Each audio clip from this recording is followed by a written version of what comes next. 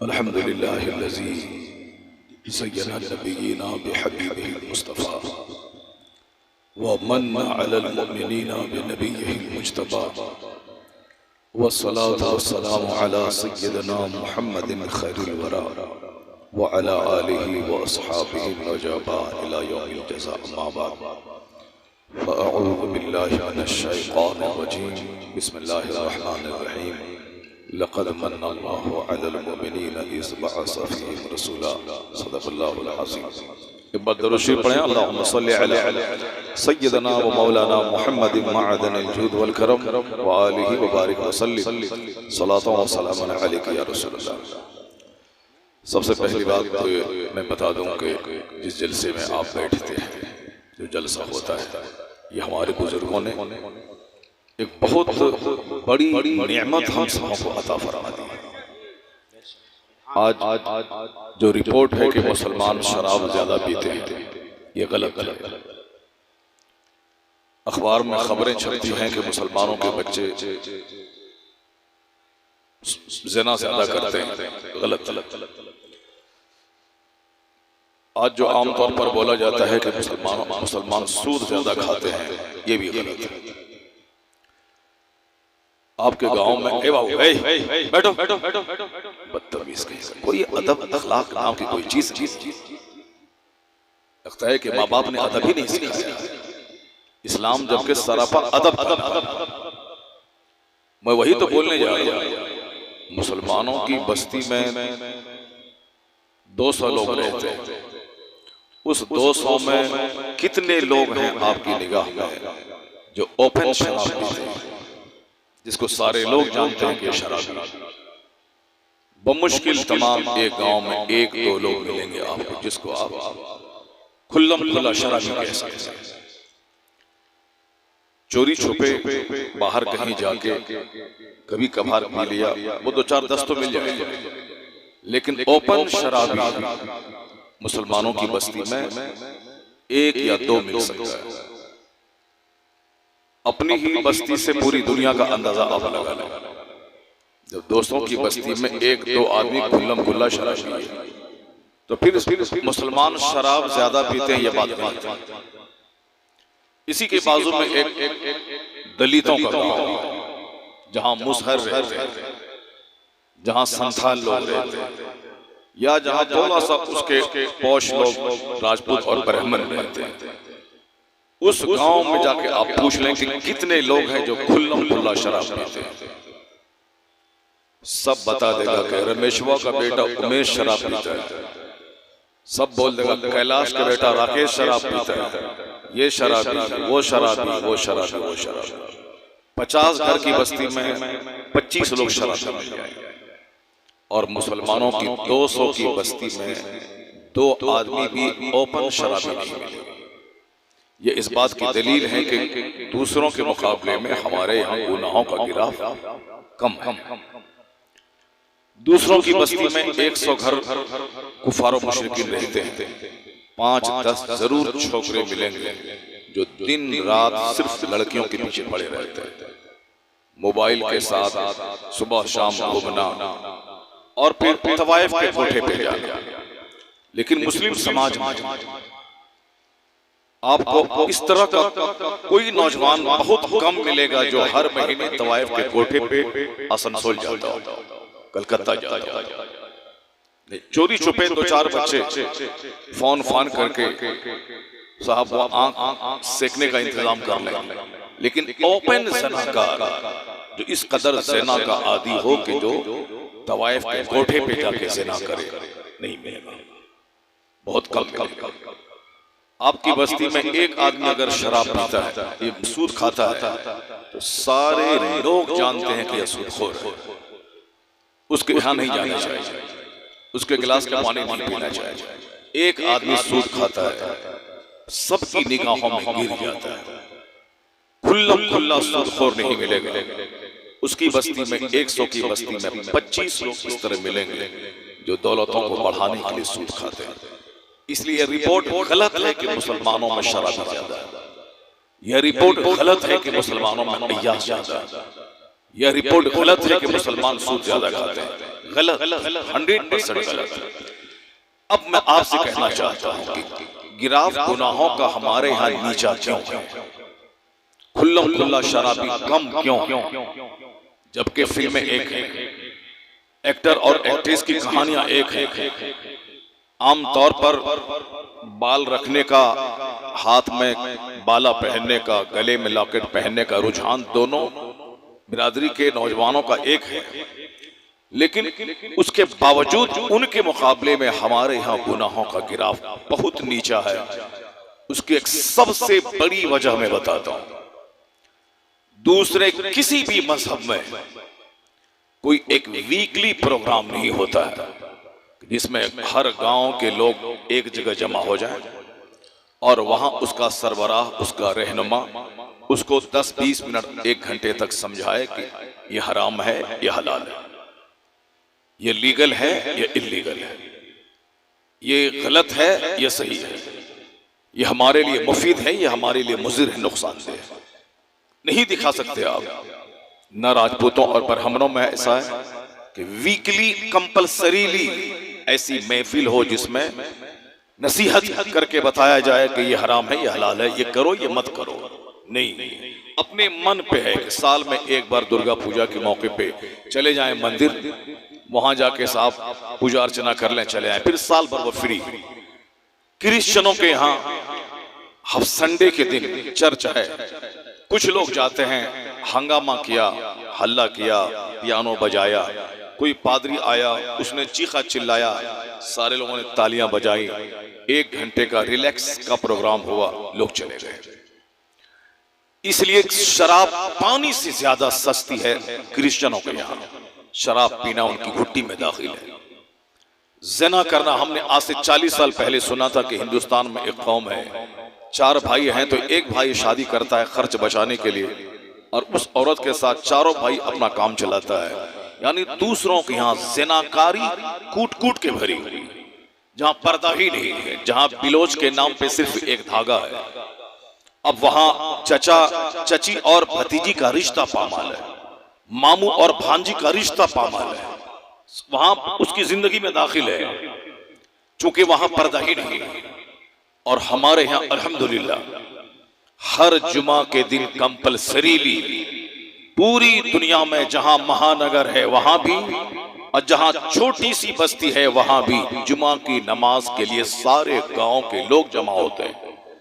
और उस जुमा की नमाज में ऐसा नहीं कि 1 घंटा गए, सजदा किया, चले आए। जुमा की नमाज के साथ इस्लाम ने तकरीर को फर्ज करार दिया है। खुतबा जुमा को इन्नल्लाह यअमुरु बिल अदल वल इहसान व इताइ ज़िल कुर्बा व यनहा अनिल फहशाइ वल मुनकर वल बग़य यइज़ुकुम लअल्लकुम तज़क्करून। इस आयत करीमा को जामे आयत कही जाती है जिसमें दुनिया भर की सारी नसीहतें वो हर जुमा के दिन खुतबा में कहा जाता है। और उसी का तर्जमा उर्दू जबान में हमारे खतीब अरबी जबान के खुतबे से पहले 10-20 मिनट आधा घंटा खिताब करते हैं। ये जुमा की नमाज के साथ जरूरी है। जिस तरह बगैर वजू के नमाज नहीं होती है, उसी तरह बगैर खुतबे जुमा की नमाज नहीं होती है। यह कंडीशन है। जैसे वजू नहीं, नमाज नहीं, उसी तरह जुमा की नमाज में तकरीर नहीं, खुतबा नहीं, नमाज नहीं। चाहे 1 मिनट का खुतबा हो, वह फर्ज है, कंपलसरी है, कंडीशन है, उसके बगैर नमाज ही नहीं होगी। जोहर, असर, मगरिब, इशा, पांचों टाइम डेली पढ़ते हैं, कोई तकरीर नहीं। जहां वक्त आया नमाज पढ़ लिया, लेकिन जुमा की नमाज जहां वक्त आया नहीं होगी। नदी के किनारे, खेत खलियान में नहीं होगी। जुमा की नमाज के लिए जमात जरूरी है, और जुमा की नमाज के लिए एक आम इजाजत जरूरी है। और जुमा की नमाज हर कोई कायम नहीं कर सकता। बादशाह इस्लाम, जो बादशाह इस्लाम का कायम मकाम आलिम दीन है, उस इलाके का बड़ा आलिम, वो कायम कर सकता है। और जुमा की नमाज के लिए तकरीर शर्त है, यानी खुतबा, जिसको आप खुतबा जुमा कहते हैं। पूरी दुनिया की मस्जिदों में, मक्का शरीफ हो, मदीना शरीफ हो, अरब हो, अजम हो, अमेरिका हो, यूरोप हो, हिंदुस्तान के बड़े शहर हो, छोटे शहर हो, देहात हो, छोटा सा मोहल्ला हो, हर जगहों पे इमाम मेंबर पे बैठ करके वहां से कुछ बोलता है। वो नमाज जुमा के लिए जरूरी है। इतना खूबसूरत इंतजाम इस्लाम ने किया है कि हर जुमा के दिन लोगों को वाज किया जाए। लोगों को समझाया जाए कि अल्लाह तुमसे क्या मुतालबा करता है, हुजूर तुम्हें क्या कहते हैं, सरकार की हदीस, अल्लाह का कलाम, और फिर ये हराम है, ये हलाल है, ये जायज है, ये नाजायज है। टोका टोकी करना, जहां टोकने वाला कोई ना हो वहां आदमी बेलगाम हो जाता है, और जहां टोकने वाला हो आदमी गुनाह करते हुए शर्माता है। जिस घर में बूढ़ा बाप औलाद पे कड़ी नजर रखता हो, ओपन गुनाह बच्चे नहीं कर सकते हैं चूंकि बाप का डर है। जिस समाज में आलिम गुनाहों पे टोका टोकी करते हो, उस समाज में ओपन गुनहगार नहीं मिलेंगे। जहां हर जुमा के दिन आलिम मेंबर से कहते हैं ये हराम है, ये हलाल है, ये जायज है करो, ये नाजायज है मत करो, ये तुम्हारे लिए मुफीद है करो, ये तुम्हारे लिए नुकसानदेह है मत करो। रुए जमीन पर उसी खुतबे जुमा का ये असर है कि हफ्ता दिन 6 दिन गुजरते गुजरते पिछले जुमा के नसीहत का पानी थोड़ा सा कमजोर होने लगता है, तो अगले जुमा को फिर नसीहत का पानी चढ़ा दिया जाता है ताकि दिल मरने से बच जाए। ये एहसान खुतबे जुमा का है, ये एहसान इन उलमाए रब्बानियीन का है जो मुझे टोकने के लिए एक तबका, एक गिरोह, एक जमात को अल्लाह ने पैदा किया है। इनकी वजह से दूसरी सारी कौमों के मुकाबले में मुसलमानों में ज़िना भी कम है, शराब भी कम है, सूद भी कम है, माँ बाप की नाफरमानी भी कम है। इसलिए एहसान इस्लाम का कि हमें टोकने वाला एक गिरोह पैदा किया है और जुमा जैसा दिन अता करके वीकली नसीहत का इंतजाम फरमा।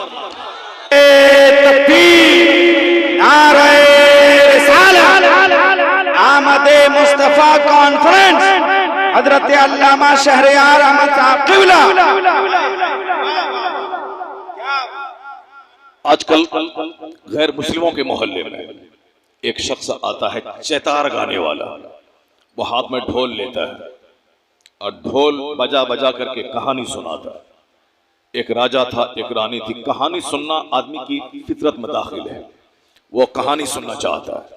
वो झूठी कहानी ज्यादा पसंद करता है बंदा, वो गलत राजा रानी की कहानी सुनता है। फिल्मों में भी क्या है, वो 3 घंटे जो फिल्म चलती है उसमें कहानी ही होती है।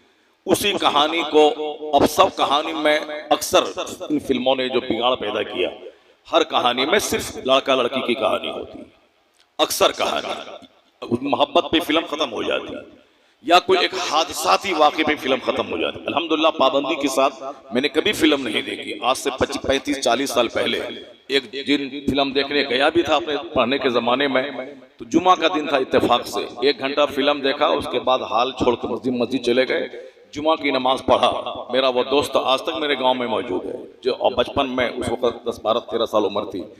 जुमा के दिन उस वक्त में आज 1 घंटा फिल्म देखने के बाद जुमा की नमाज पढ़ने के लिए बहुत दूर मस्जिद में गया, फिर वहां से आने के बाद हाल में घुस गया, आधा घंटा सुना। उसके बाद ऐसी नफरत हुई फिल्मों से कि अल्हम्दुलिल्लाह उसके बाद से फिल्म देखने नहीं गया। चूंकि पढ़ते हैं अखबारात में, किताबों में कि उसमें होता क्या है, होता यही है कि एक फिल्म, एक कहानी लिखी जाती है और उसी कहानी को अदा करने के लिए एक्टर होते हैं, अदाकार होते हैं, उसकी शूटिंग होती है और बीच बीच में गाने होते हैं और हर फिल्म में उरियानियत, फहाशी, मोहब्बत की कहानी होती है। वो मोहब्बत इसको ज़िना कहते हैं, वही उसी ज़िना का नाम मोहब्बत और अफेयर दे दिया। तो फिल्म ने ज़िना को बढ़ावा दे दिया। फिल्म ने शादीशुदा औरतों को भी दूसरों से दिल लगाने का मजाज दे दिया। आजकल वो लड़का यतीम माना जाता है जिसका कोई अफेयर किसी से नहीं चलता हो। वो समाज का कुंद ज़हन, समाज का वो साहब बहुत ज्यादा गबी लड़का और बेवकूफ माना जाता है। जो जितना ज्यादा चतुर है उसके अफेयर्स उतने ही ज्यादा है। एक एक लड़की 10-10 लड़कों से का फोन रख के बातें करना, ये बुराइयां फिल्म ने जन्म दिया। जब फिल्म नहीं थी तो चोरी छुपे आदमी 10 साल तक मोहब्बत का इजहार नहीं करते थे। मोहब्बत का इजहार करने के उस वक्त में एक खत जरिया था, आज से 40 साल पहले। उस खत को लिखने पहुंचाने के लिए भी बहुत सारे पापड़ बेलने पड़ते थे, तब जाके 5 साल 10 साल हो जाते थे। उसके बाद फिर शादी की बात आती थी या 10 साल छुप छुपा के सिर्फ दिल में मोहब्बत रखते थे। और अभी 5 सेकंड सिर्फ तन्हाई हो जाए, सारी इज्जत जल के राख हो जाती है। सिर्फ 5 मिनट की तन्हाई मिल जाए, क्योंकि इस कदर बेहयाई, बेशर्मी की कहानियां लोग पढ़ रहे हैं कि सिर्फ 5 मिनट की तन्हाई में सारी इज्जतें जलकर राख हो जाती हैं, क्योंकि दोनों तरफ आग लगी हुई है, इधर भी आग है उधर भी आग है। सिर्फ उसको उस आग को सुलगाने के लिए तन्हाई चाहिए। जो काम पहले 10 साल में नहीं होता था वो काम अभी 10 सेकंड में हो रहा है। उसमें ज्यादा रोल फिल्मों का है, क्योंकि फिल्म में 99% कहानियां सिर्फ प्यार मोहब्बत अफेयर की होती है। वो लोग तो सोचते हैं कि हम समाज की बुराई पे कटाक्ष करते हैं, समाज की बुराइयों को मिटाने के लिए हम फिल्में बनाते हैं। वो ड्रामा है जिससे कि बुराइयां घट जाएं, कम हो जाएं। ए मौलाना साहब कहाँ जा रहे हैं? हबीबुल्लाह फैजी नात पढ़ता रहा, खूब उछल उछल के दाद दे रहे थे। नात चाहे नात हो और उछल उछल के दाद देना और हदीस कुरान की बात सुनना, दोनों में जमीन आसमान का फर्क होता है। और ये हमारे कुछ सतही किस्म के मौलवी होते हैं जो नात गौर से सुनते हैं और जहां दीन इस्लाम की बात आई वो भाग जाते हैं। ये बताइए कि जब वो भाग जाएंगे दीन इस्लाम की बात जो 20 साल वो पढ़े हैं वो नहीं सुनेंगे, मैं किससे उम्मीद करूं कि वो दीन की बात सुनेगा? जो हल चलाता मैं उससे उम्मीद करूं? अगर तुमने बात नहीं सुनी तो तुमसे अच्छा वो हल चलाने वाला है जो दिन में 8 घंटे हल चला के रात में 4 घंटे बैठकर दीन सुनेगा और सलाम और दुआ के बाद यहां से वो जाएगा। इसलिए मौलवियों को ज्यादा नात खानी को प्रमोट नहीं करना चाहिए। जो आलिम है ज्यादा शायरों को सराहना नहीं चाहिए, क्योंकि जो कुरान हदीस की बात हो तो उसको सराहना चाहिए। इल्मे दीन की कद्र करनी चाहिए, वरना फिर तुम्हारी कद्र कोई नहीं करेगा। और तुम जैसे मौलियों से शायर अपनी चप्पल सीधी करवाएगा, क्योंकि जब तुम ही उसका झोला ढोएगा 20 साल बुखारी मुस्लिम पढ़ने के बावजूद, और वो उर्दू भी नहीं जानता है, जो उर्दू भी नहीं जानता है, जब वो बोलेगा कि उर्दू पढ़ करके स्कूल में पढ़ करके अच्छी आवाज थी नाथखा बन गया, जब ये मौलवी साहब 20 साल पढ़ने के बाद मेरा झोला आगे पीछे उठोता है, इस मौलवी की हैसियत क्या है? क्यों बस 20 साल आलिम मर के मदरसे में पढ़ेगा आदमी? इसलिए आलिमाना वक़ार बहाल रखो, ज्यादा शायरों को प्रमोट मत करो। दीन इस्लाम की बात करने वाला तुम खुद बनो और जो दीन इस्लाम की बात करे उसकी बात खुद सुनो, ताकि लोगों को पता चले कि जब कुरान का कोई जवाब नहीं है तो जिस महफिल में कुरान की बात हो उस महफिल का भी कोई जवाब। क्या बात है, सुभान अल्लाह। ये तो हमारी विडंबना है कि हमने इस जलसे को एक कार्यक्रम बना दिया, हिंदुओं के कार्यक्रम की तरह। वो लोग रिलैक्स यानी मजा लेने के लिए प्रोग्राम करते हैं, एक्टर का, क्रिकेट का, फुटबॉल का, या किसी औरत के बोला के गाना सुनने का, ताकि मजा मिल जाए। हमारे बच्चे भी अगर उसी तरह से मजा लेने के लिए जलसा करवाएं, फिर ये बता दे कि जन्नती और जहन्नमी फर्क क्या रह जाएगा, एक मुस्लिम और काफिर में फर्क क्या रह जाएगा। एक साहब बुजुर्गाने दिन की जो रिवायत है, दीनी जन्नती महफिल, जन्नत की क्यारी और वह डराने की महफिल में क्या फर्क रह जाएगा। अगर तुमने, ये हमारी ही कमजोरी है कि मेरे ये लुच्चे बच्चे जलसे में आए, आधा घंटा नात सुना, भाग गए, और सारी जिंदगी वो जाहिल रहेंगे, क्योंकि उन्होंने जलसे का मतलब ही सुना समझ रखा है कि नात सुनना, कव्वाली सुनना, वो तकरीर सुनना का मकसद ही नहीं बनाया, इसीलिए वो सारी जिंदगी जाहिल रहते हैं। और हमारे यहाँ दूसरों के मुकाबले में मस्जिदें वीरान ज्यादा रहती हैं, हमारे यहाँ दाढ़ियों का माहौल कम है, हमारे यहाँ घर में इस्लाम की बातें करने का माहौल कम है। उसके यहाँ लाठी चलाने वाला, हल चलाने वाला 10 दिन तबलीगी जमात में जाता है, वो 40 हदीस सीख के आता है, दालान पे बैठता है, वहाँ हदीस बोलने लगता है, मस्जिद में हदीस बोलने लगता है, शादी ब्याह में बोलने लगता है, वो घर में बाल बच्चों को बैठा के बोलने लगता है। तो जो आदमी 40 दिन में उसकी सोच बदल दे, और हम आज 40 साल से जलसे सुन रहे हैं, उसके बावजूद सूखा का सूखा रहे, एक हदीस मेरा बच्चा नहीं जानता। क्यों? वह नात सुना और भाग गया, वह तो 90 साल तक जलसा सुनता रहेगा, एक हदीस मुस्तफा की याद नहीं कर पाएगा, क्योंकि उन्होंने जलसे का मतलब ही नात सुनना समझ लिया है। और जलसा वाला भी नात खां को बोला करके मजमा जुटा के मसा ले लिया, उसके बाद चाहे तकरीर हो ना हो, कोई सुने ना सुने, उनकी मेहनत वसूल हो गई, चूंकि उनका कार्यक्रम कामयाब हो गया। यह सोच बदलनी होगी और जलसे को पॉजिटिवली सबसे पहले दीन इस्लाम की बात सिखाना होगा, और 10% नात होगी, 90% अल्लाह रसूल की बात होनी चाहिए। अगर ये हुआ तो आने वाले दिन में दूसरे लोगों के मुकाबले में तुम्हारा बच्चा नमाजी भी ज्यादा होगा, मस्जिदों को आबाद करेगा, माँ बाप का एहतराम करेगा, तलाक भी कम होगी, बेहयाई भी कम होगी। चूंकि जो आदमी बार बार मुस्तफा का पैगाम सुनता है, यह दिल ही तो है जो नर्म होता है, वो चाहता है कि मैं मुस्तफा की बात पे अमल करूं ताकि मेरा घर बदले, जिंदगी बदले, सोच बदले, किरदार बदले, जिंदगी में इनकलाब पैदा हो जाए। नारे तकबीर, नारे रिसालत। मेरी बात सुनिए, मैं दो चार बातें आप तक कहना चाहता हूं, आप गौर से सुनिएगा, भागेगा नहीं। अभी वक्त है कि हमारे पैगंबर आजम की तारीफ हम लोग हमेशा करते रहते हैं, लेकिन काफिरों का एक मुकम्मल तौर पर प्रोग्राम है कि एक लुच्चा हुजूर को गाली देता है, 2-4-6 महीने के बाद कैपिंग के बाद फिर कोई दूसरा लुच्चा तैयार हो जाता है, 1 साल तक हंगामा हुआ, फिर कोई चौथा लुच्चा तैयार होता है।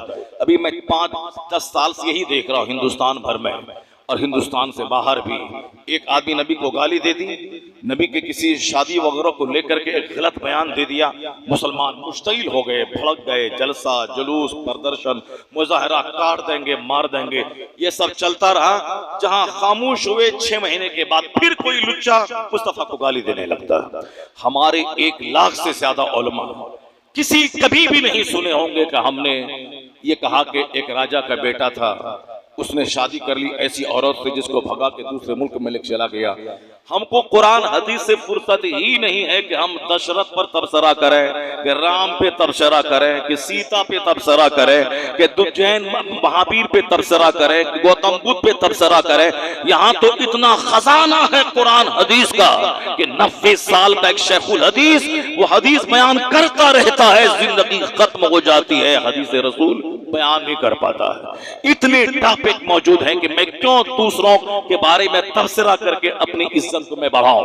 यहाँ तो आदमी अच्छी तकरीर करे तो लोग तो उनकी पेशानी चूमने लगते हैं, अच्छी नात पढ़े लोग सर पे बैठा लेते हैं, अच्छा अमल करे तो समाज में उनको इज्जत मिलती है।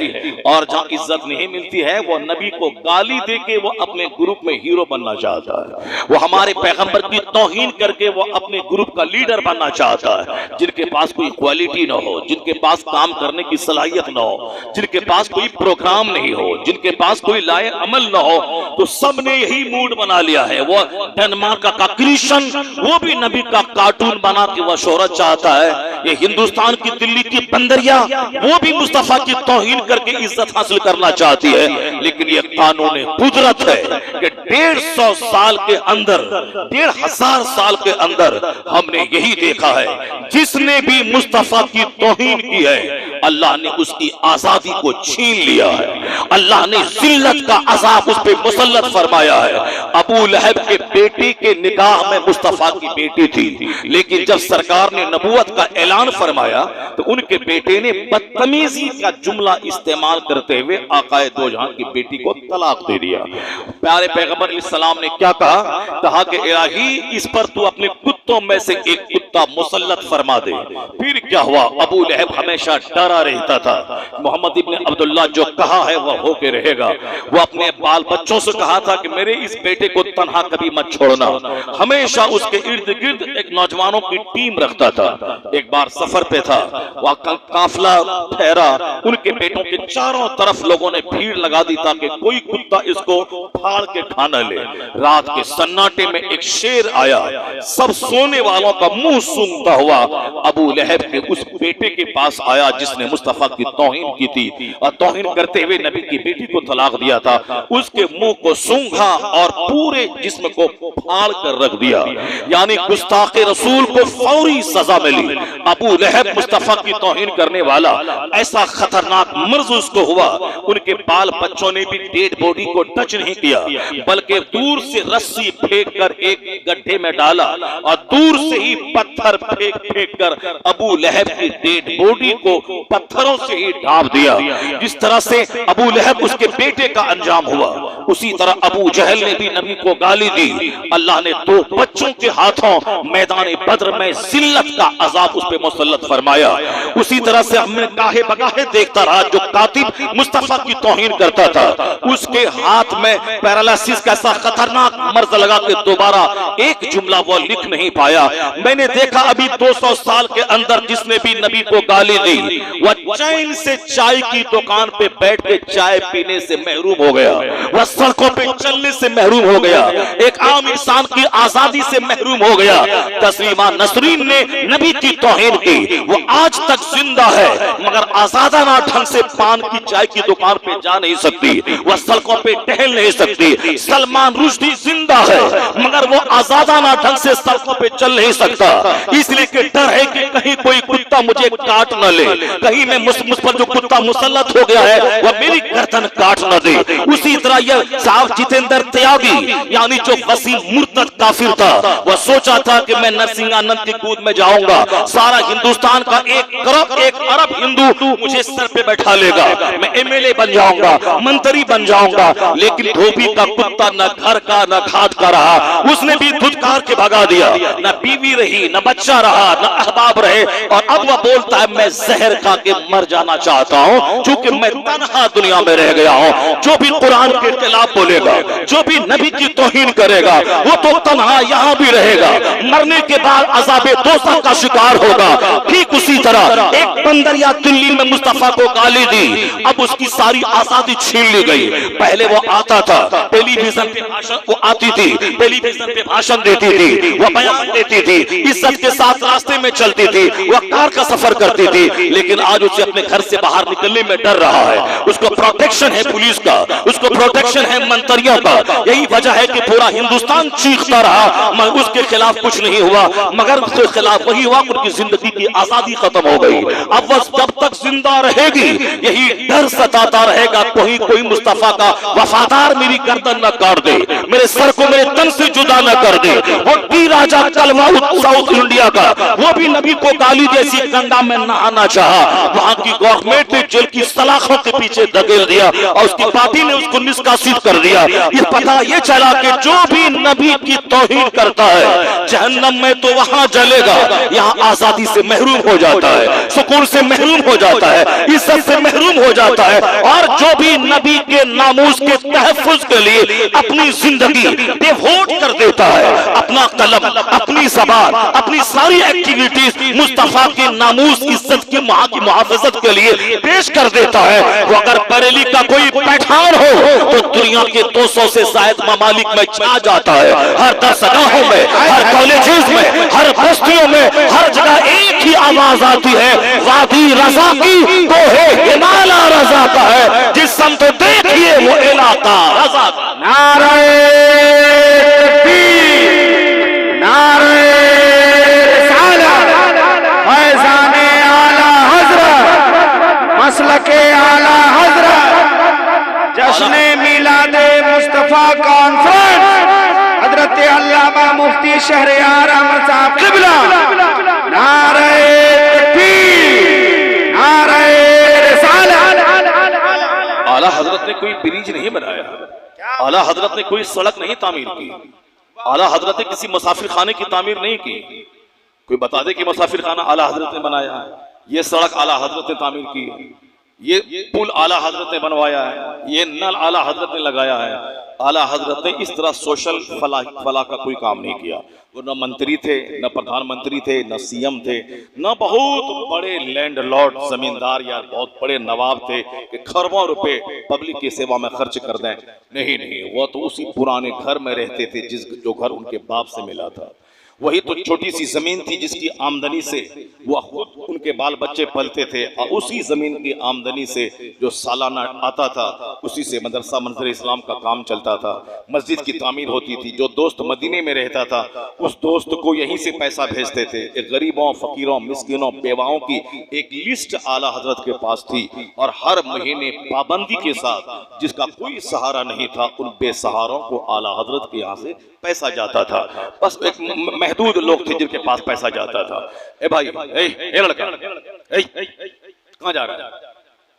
जरा भी न कोई अदब है न एहतराम थी। वो नंगे सर बैठा हुआ था और वो कह रहा था कि साहब वाह वाह क्या हबीबुल्लाह भाई पढ़ रहे हैं, हबीबुल्लाह भाई खींच रहे हैं, आ कर रहे हैं तो वाह वाह वाह वाह वाह वाह वाह। अरे शेर पे कोई वाह वाह कहे तो चलो भाई, खींचने टान पे वाह वाह क्या मतलब है? टान पे क्या वाह वाह है? अगर कोई शेर नबी की शान में पढ़ रहा है माशाल्लाह सुभान अल्लाह, क्या जबरदस्त आपने शेर पढ़ा है। नहीं, उस शेर पे कोई कुछ नहीं बोलता है, और जब वो टांग खींचता है तब बोलता वाह वाह वाह वाह वाह, क्या क्या बूढ़ा शेर है माशाल्लाह, क्या क्या क्या खींच रहा है साहब माशाल्लाह। ये वो लुचवा जो नंगा सर बैठा था, ना सुनता रहा और ठठाई के साथ चला गया। आखिर जमाने में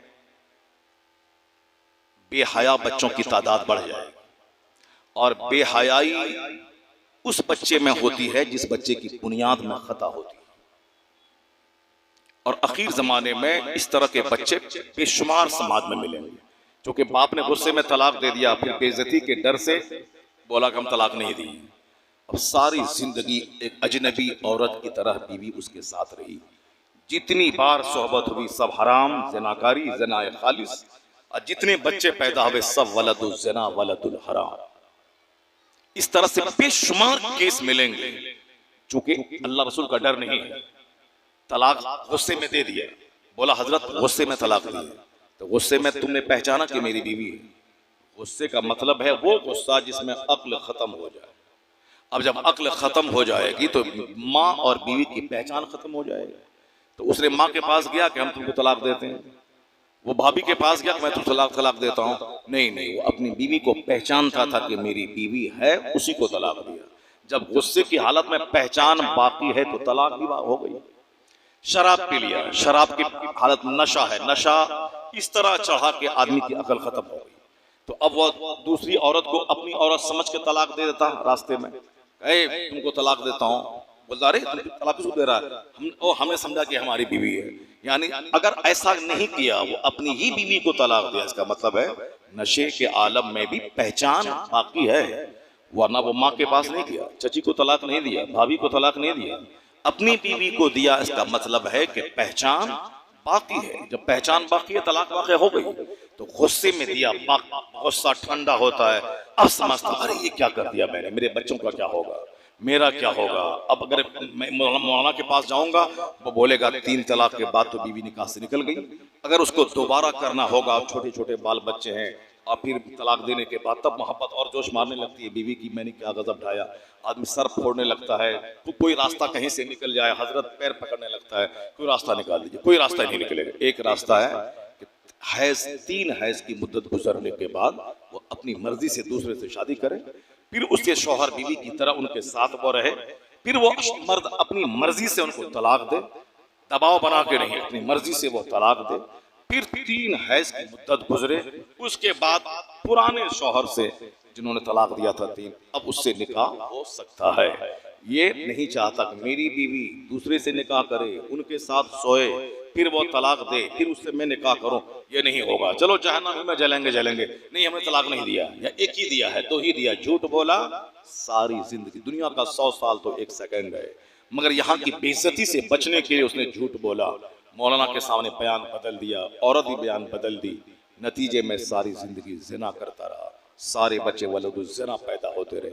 अब जब इस तरह का केस बढ़ेगा तो समाज में 100 बच्चों में 25 बच्चे तो वलदुल हराम पैदा होंगे, और वलदुल हराम की पहचान है कि हया नहीं होगी, न मस्जिद से हया, न मदरसे से हया, न बूढ़ों से हया, न आलिम से हया, न महफिल से हया।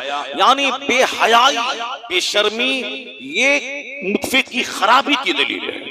इमाम आजम अबू हनीफा रज़ियल्लाहु ताला अन्हु खड़े हैं, करोड़ों हनफियों के इमाम, 2-4 बच्चे सामने गेंद खेल रहे हैं, खेलते खेलते वो गेंद इमाम आजम के सामने आ गई। तो 3 बच्चे तो गली कुचे में भाग गए कि इमाम साहब इतने बड़े करोड़ों आलिमों के सरदार हैं, उनके सामने गेंद चला गया, मैं कैसे जाके लूं। बच्चे गली कुचे में भागे, एक बच्चा ढठाई से आया, गेंद लिया और चला गया। इमाम आजम ने खदशा जाहिर किया कि जरूर इसकी बुनियाद में खता होगी, चूंकि इनकी बेहयाई, जिसे करोड़ों जिसके फॉलोवर हैं, उनके सामने आना, सीना तान के लेना और चल देना। जब लोगों ने पता लगाया, पता चला वाकई उसकी बुनियाद में खता है, क्योंकि बेशर्मी की बातें वही करेगा, महफिल को वही उजाड़ेगा, मदरसे के खिलाफ वही प्लान बनाएगा, मस्जिद के उजाड़ने का वही काम करेगा जिसकी बुनियाद में खता है। तुझको क्या खबर, तू तो दिल्ली में रहता है, तू तो यही बोलेगा ये मेरी बीवी है, और तुमसे ही रसमलाई मंगवाएगा, तुमसे ही गुलाब जामुन मंगवाएगा, रसमलाई लाने भेजेगा और तेरे दोस्त के साथ 10 मिनट में वो सारा कुछ कर लेगा। तू बोलेगा ये मेरा बच्चा है, तेरा बच्चा ही नहीं है वो। क्यों? इसका जिम्मेदार खुद मैं हूं। मैंने अपने दोस्त को ले जाके बीवी से कहा ये मेरा फ्रेंड है मैट्रिकुलेशन का, इंटरमीडिएट का, तुम आओ इनके सामने चाय लाओ, ये मेरा पुराना साथी है, पुराना दोस्त है। तुमने अपनी बीवी को अपने दोस्त के सामने आने के लिए कहा, जबकि पीर से पर्दा, आलिम से पर्दा, उस्ताद से पर्दा, यहां तक कि आज के हिसाब से ससुर से भी पर्दा जरूरी है। अगरचे ससुर से पर्दा फर्ज नहीं है, क्योंकि ससुर बाप की मानिंद है और बाप और बेटी में निकाह नहीं होता, उसी तरह ससुर और बहू में अक्द नहीं होता। अगर बेटा मर जाए और बहू बेवा हो जाए तो उस बेटे के छोटे भाई उसकी शादी उससे हो सकती है, बड़े भाई जिसको भैंसुर कहते हैं उससे भी शादी हो सकती है, मगर ससुर की शादी नहीं हो सकती। जिससे निकाह हराम हो हमेशा उससे पर्दा फर्ज नहीं। लेकिन जब ससुर मनचला हो जाए, जब ससुर की निगाहें अपने बहू के चेहरे, सर के बाल, उनके बदन पे बुरी निगाह पड़ने लगे, तो इस बेहया फहश माहौल में हर बहू पे लाजिम है कि ससुर से भी पर्दा वो करे और उसके साथ तन्हाई न हो और बाप समझ के नहीं, वरना बेशुमार घर उजड़ गए। जहां के ससुर ने अपने बेटी की बीवी के पर बुरी निगाह डाल दी, जहां बुरी निगाह डाल के हाथ पकड़ा, अब वह बीवी और अपने शौहर के हराम हो जाएगी, यानी ससुर के बेटे के लिए। इस तरह बेशुमार घर उजड़ गए और या फिर वहीं रह गई, यह समझ करके कि तो बाप है ऐसा कुछ होगा, वह रह गई। अब जिंदगी भर उनके शौहर उनसे ज़िना करते रहे, वल्दो ज़िना पैदा होता रहा। वो तो अभी 1 महीना पहले मुरादाबाद की एक लड़की थी, उन्होंने कंप्लेन अपनी सास से किया और अपने शौहर से किया कि मैं जब भी अब्बू को पानी देने जाती हूँ तो वो हमारे सर के बाल पे हाथ फेरते, कहते हैं क्या खूबसूरत बाल है। वो अब्बू हमारे हाथ पकड़ते, क्या खूबसूरत तेरी कलाई है, यानी बहू है बेटी समझ करके कि बेटी है, क्या खूबसूरत कलाई है। अपनी जवान बेटी कुंवारी हो या शादीशुदा, एक बाप अपनी बेटी की कलाई नहीं पकड़ता है। यह समझते अब बेटी जवान हो गई, पहले से गोद में लेता था, चूमता चाटता था, लेकिन जैसे ही 8 साल के ऊपर गई, जवानी की दहलीज में कदम रखने की पहुंची, अब बाप से बेटी भी हया करती है और बाप भी शर्म करता है। अब उसको पेशानी चूम सकता है, कलाई नहीं, पेशानी चूम सकता है और दूसरे खुफिया पार्ट्स नहीं। यहाँ तो ससुर है, वो अपने बाप की तरह भी नहीं, अगरचे निकाह हराम है, मगर फिर भी उसने इस कदर बदतमीजी फैला दी कि सर पे हाथ फेरना, पानी वो लेके आए तो उसके हाथ पकड़ना। उन्होंने अपने शौहर से कहा, अब शौहर भी ऐसा बदतमीज था, बोला मेरा बाप जो करता है सब ठीक है। यानी कुछ बच्चे ऐसे मोहब्बत में, माँ बाप की मोहब्बत में मजनू हो जाते हैं कि शरीयत का भी ख्याल नहीं रखते हैं। माँ बाप की मोहब्बत अपनी जगह, इज्जत अपनी जगह, लेकिन अगर बाप बोले कि नमाज मत पढ़ो, बाप की बात नहीं मानी जाएगी। माँ के पाँव के नीचे जन्नत है, वह सब अपनी जगह है, लेकिन अगर माँ बोले कि चलो आज सिनेमा देखते हैं, माँ की बात नहीं मानी जाएगी।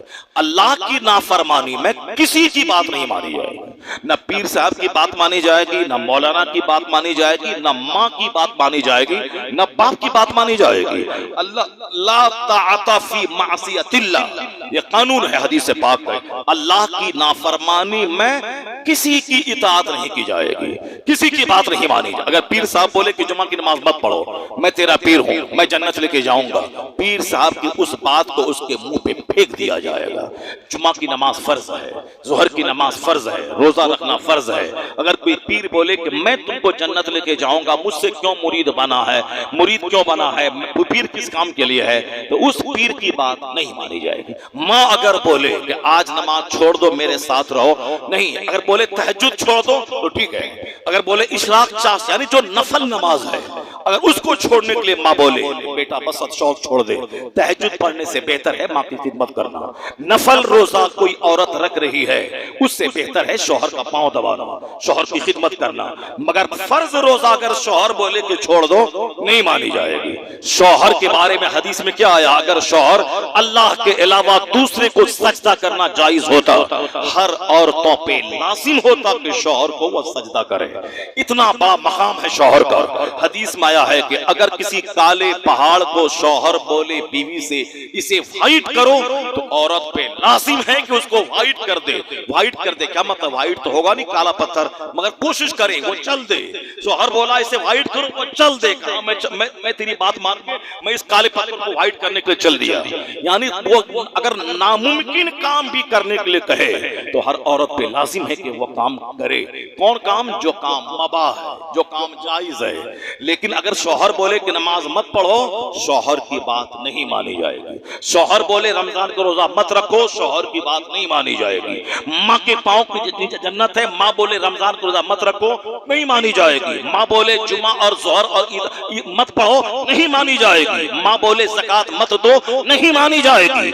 अल्लाह की नाफरमानी करने में किसी की इताअत जायज नहीं है। मगर कुछ लोग मजनू किस्म के होते हैं जो कानून की बारीकी को नहीं जानते हैं। कोई बीवी की मोहब्बत में इतना पागल हुआ कि माँ बाप को छोड़ छाड़ के अहमदाबाद चला गया, और कोई माँ बाप की मोहब्बत में इतना पागल हुआ कि बीवी को 2-4 डंडा डेली मारना शुरू किया कि तुमसे मेरी माँ खुश नहीं रहती है, मेरा बाप खुश नहीं रहता है, मैं तुमको देखना नहीं चाहता हूँ। रात में भी मारता है, दिन में मारता। बदतमीज बेहुदा नहीं जानता कि एक लड़की माँ छोड़कर, बाप छोड़कर, सारा वतन रिश्तेदार छोड़ के तेरे पास आई है, और तू भी आंख दिखलाता है, तेरी माँ भी आंख दिखलाती है, तेरा बाप भी आंख दिखलाता है, तेरा भाई भी आंख दिखलाता है, तेरी बहन भी आंख दिखलाती है। आखिर वो औरत है कि क्या है? वो तुम भी उसको सताता है, तेरी माँ सताती है, तेरा बाप सताता है, तेरा भाई सताता है, तेरी बहन आती है, वो भी शिकायत की पोटली लेके आती है। क्या मतलब? तुमने औरतों को बेसहारा समझ लिया, इस कदर तुमने उसको टॉर्चर किया। या तो वो जहर खा लेती है, या फिर वो बगावत पे उतर आती है कि नहीं मानेंगे तेरी बात, तेरी माँ है, तू समझ, मैं नहीं मानूंगी। तेरा बाप है, तू समझ, मेरा बाप नहीं है, मैं नहीं मानूंगी। शरीयत ने बताया भी है, अगर तेरी बीवी माँ बाप के साथ नहीं रहना चाहती है तो तुम पर लाजिम है कि अपनी बीवी का अलग घर दे, अलग चापाकल दे, अलग बाथरूम दे, अलग लेट्रिन दे। तेरी बीवी तेरी माँ का नौकर बन के नहीं आई है, तेरी बीवी तेरे बाप का नौकर बन के नहीं आई है, तुम्हारे निकाह में आई है। तुम पर लाजिम है कि तुमने अल्लाह का नाम लेकर कबिल तो कहा है, अब उसका नानो नफका तेरे जिम्मे है, उसकी इज्जत की हिफाजत तेरे जिम्मे है। ये तो समाज का अखलाक है कि चलो वो आई है, मेरी माँ का पांव दबाए, बाप का पांव दबाए, भाई की बात माने, देवर की बात माने, ननद की बात माने, अपने घर में मिलजुल कर, ये अखलाक है। लेकिन अगर वह बोलेगी मैं तेरी माँ का पांव नहीं दबाऊंगी, तो कोई कानूनी तौर पर उस औरत पे कोई दबाव नहीं बना सकता। अगर वो औरत बोले मैं तेरे बाप की बात नहीं मानूंगी, कोई कानूनी तौर पर उस पर दबाव नहीं दे सकता। हमने इतना टॉर्चर उस औरत के साथ किया, मोदी जी का डंडा आज पड़ा है कि आप तो 3 तलाक देगा, उसको 3 साल तक जेल की सलाखों के पीछे रहना पड़ेगा। न जाने कितनी बेज़बान औरतों को तलाक दे दिया गया, न जाने कितनी इस बेकम सुखन औरतों को माँ बाप भाई बहन सारा परिवार मिलकर टॉर्चर किया। तुम्हारे पास 10 भाई बहन है, सब लोग खाते हैं, कुछ नहीं है, लेकिन एक औरत जो दिन भर नौरी और नौकरानी बन के काम करती है, वो अगर खाती है तो सबकी नजर उस पे है, ससुर की नजर है, सास की नजर है, ननद की नजर है। इस कदर औरतों को लोगों ने मजबूर और बेसहारा बना दिया। इसलिए आज काफिरों का डंडा है, तलाक दिया, 3 बैक ज़बान तो सीधे जेल में जाओ। औरतों के खिलाफ कोई कदम उठाया, सीधे जेल में जाओ। ये बेसहारा औरतों पे जुल्म सितम इतना बढ़ा कि आज काफिरों को बीच में इंटरफियर करना पड़ा, वरना हुजूर ने जो पैगाम दिया था वो पैगाम इतना आला और पाला था। यह टेढ़ी पसली से पैदा हुई है, इसको सीधा करने की कोशिश मत करना, सीधा करना चाहोगे तो टूट जाएगी, और यह टूटना तलाक है। तुम में सबसे बेहतर मर्द वो है जो अपनी औरत के लिए अच्छा हो। यहाँ तक कि हर नेक काम सदका है, तो जो लुकमा तो अपनी बीवी के मुंह में डालता है, यह लुकमा भी तेरी तरफ से सदका है, यानी हर लुकमे के बदले में अजर मिलेगा। अगर बीवी ज्यादा बात करती है, तुम्हें गुस्सा आता है, वो ज्यादा बात नहीं करेगी तो तेरे बच्चों को बोलना कौन सिखाएगी? तू तो बच्चे को पाला और बाहर खेत में हल चलाने चला गया, दिल्ली कमाने चला गया, बाहर नात पढ़ने तकरीर करने चला गया, तो 9 महीना किसके पेट में बच्चा रहता है? तेरी बीवी के पेट में। 2 साल कौन खूने जिगर सीने से चिपक करके पिलाती है? वह तेरी बीवी पिलाती है। 10 साल तक नर्स बनकर तेरे बच्चों का पेशाब बहाना कौन धोती है? वह तेरी बीवी धोती है। इतना बड़ा एहसान जिसका हो, जो बच्चों को पेट में रखे, जो बच्चों को खूने जिगर पिलाए, जो बच्चों को नर्स की तरह पाले, तुमको उनकी तो सारी बातों को नजरअंदाज करते हुए उनको मान सम्मान देना चाहिए, उनको इज्जत देना चाहिए कि मैं आता हूँ बाहर से दस्तरखान सजा मिलता है। एक दिन तू चाय बनाना छोड़ दे, अपना ही घर पराया घर लगने लगता है, मन नहीं लगता है। बीवी मैं के चली जाए तो अपना घर उजला उजला सा देखने को लगता है, मन नहीं लगता, आदमी भाग जाता है। यह एहसान उस खातून का है जो मेरे घर को जन्नत का माहौल बनाती है, मेरे बाल बच्चों को पालती है। उसके बावजूद गाली देने का क्या मतलब है? उसके बावजूद टॉर्चर करने, तलाक की धमकी का क्या मतलब है? वो सारी दुनिया को तेरे लिए छोड़ा है और तू भी रात दिन डंडा मारेगा तो उसका कौन होगा दुनिया में? अगर वो जहर खा ले मुजरिम तुम ठहरेगा, अगर वो कुआं में कूद जाए इसका जिम्मेदार तू ठहरेगा, अगर तलाक हो जाए इसका जिम्मेदार तू ठहरेगा। हुजूर ने कहा था कि ये औरतें काम की चीज है, ये टेढ़ी है मगर बहुत फायदे की चीज है, उसको उसी हालत में छोड़ दे, उससे काम निकालता रहा और तेरा घर जन्नती माहौल देता रहेगा। मुझे न किसी मोदी के कानून की जरूरत थी, न किसी हमें और दूसरे रामदेव के कानून की जरूरत थी, न किसी हमें दूसरे कथाकार की जरूरत थी, न हमें किसी श्री की जरूरत थी, न मुरारी बापू की जरूरत थी, न किसी हिंदू किसी काफिर के उपदेश की जरूरत थी। वो जो उपदेश हुजूर ने दे दिया है घर को जन्नती माहौल बनाने का, और कयामत तक उससे बेहतर वसूल कोई दे ही नहीं सकता है। इसलिए मुसलमान अपने नबी की बात माने, सारे कानून की पाबंदी से बेनियाज हो जाएगा।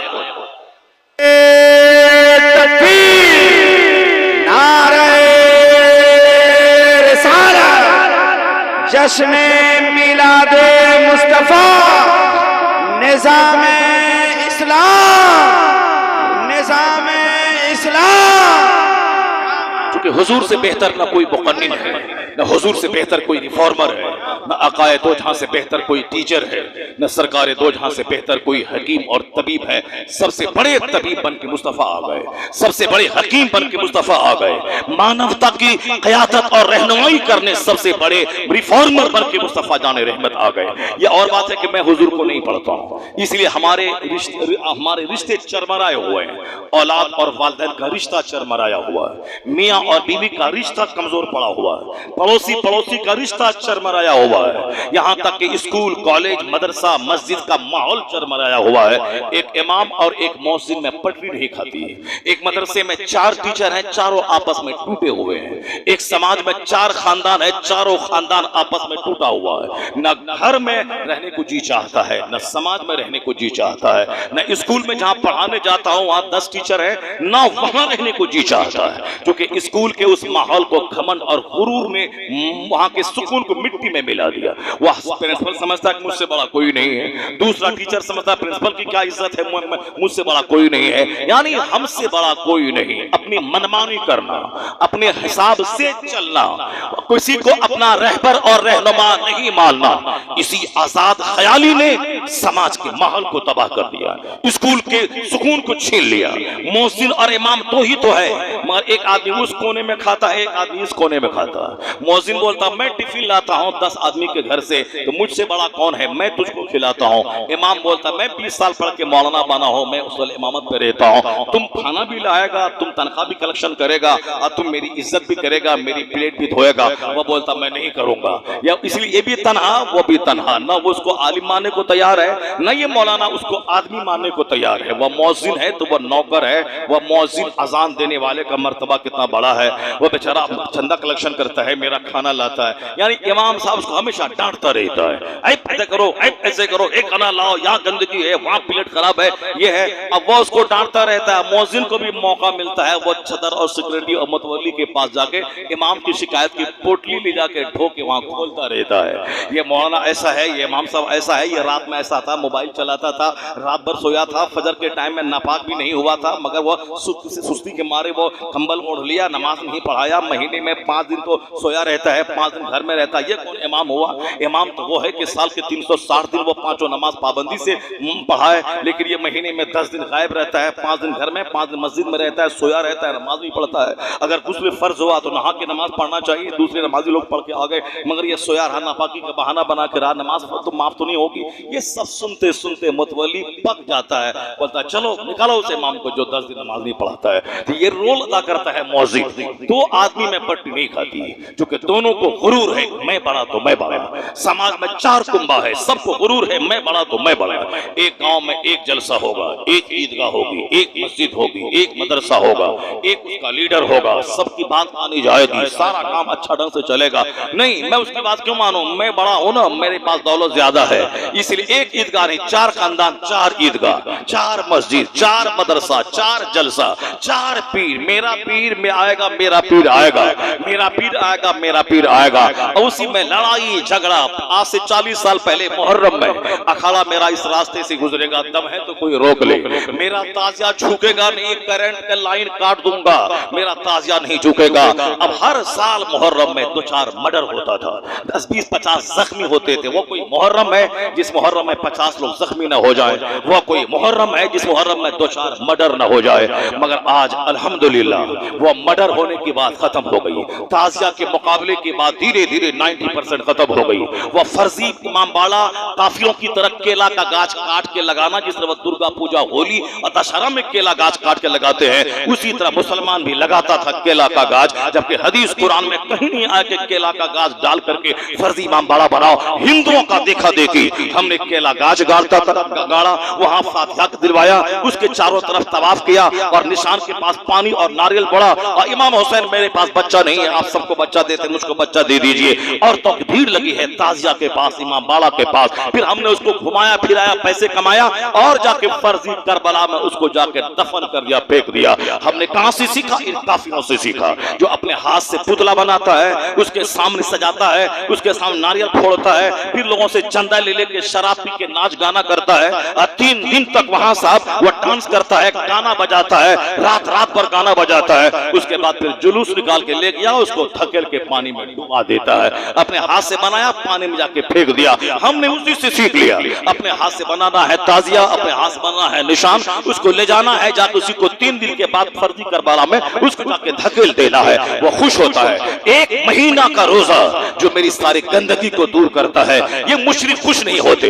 पाबंदी से नमाज जो हमारे गुरूर को तोड़ती है, ये मुशरिक मुझसे खुश नहीं होता। जिंदगी में एक बार हज बैतुल्लाह जो दुनिया का सबसे कीमती सफर होता है, ये मुशरिक मुझसे खुश नहीं होता। ज़कात जो दुनिया में गरीबों, मिस्किनों, बेवाओं को पालने का सबसे बड़ा जरिया इस्लाम ने ज़कात की सूरत में दिया। यह ज़कात की कानून ज़कात ही है जिसने काफिरों को यतीम खाना चलाने का रास्ता दिखलाया, उनको भी डोनेशन चंदा लेकर पब्लिक की सेवा करने का तरीका बताया, कैदियों को छुड़ाने का, गरीबों की बेटी की शादी का। ये मजाज इस्लाम ने दिया है कि अमीरों से के माल से ज़कात ली जाएगी और तुम्हारे ही करीब भाइयों में तकसीम की जाएगी। ये कानून ज़कात को देखकर दूसरों ने यतीम खाने खोला, ऑर्फनेज खोला, और फिर अनाथालय खोला। हमने उसको मजाज दिया है, लेकिन वो मेरी ज़कात से खुश नहीं होता। वो खुश किससे होता है? मेरे मुहर्रम में नाचने से खुश होता है, मेरे ताजिया घुमाने से खुश होता है, मेरे अखाड़ा लेके जाने से खुश होता है, उसको फर्जी करबला में दफन करने से खुश होता है। क्यों? मेरी ज़कात उसके काम से मेल नहीं खाती, मेरी नमाज उसके काम से मेल नहीं खाती, मेरा हज उसके काम से मेल नहीं खाता। और ये फर्जी करबला और इमामबाड़ा, नाचना कूदना, ताड़ी शराब पीना, डांस करना, दूसरों से चंदा लेना और आधा शराब पीना और आधा साहब नाच गा के खत्म कर देना, इससे वो मुशरिक खुश होते हैं। यहाँ ये मेरी उनका ये काम उनके काम से मिल गया है। जो काम मुशरिकों से मिल जाए वह काम तू करेगा, तू बता दे उसे कि मेरी ईद का मतलब क्या होता है। रोजाना 5 नमाज है फर्ज, ईद के दिन एक नमाज अलग से वाजिब हो जाती है। ईद का दिन है, 30 दिन रमजान के मैंने गुजारा, अब ईद उल फित्र है। ईद उल फित्र में क्या होगा? नाच गाना नहीं, डेली 5 नमाज, ईद उल फित्र के दिन 6 नमाज, और वो नमाज सबसे बड़ी नमाज। पूरी आबादी के लोग गांव से बाहर जाए, सफेद कपड़ा पहनकर, टोपी पहनकर, एक रास्ते से जाएं, एक रास्ते से आए।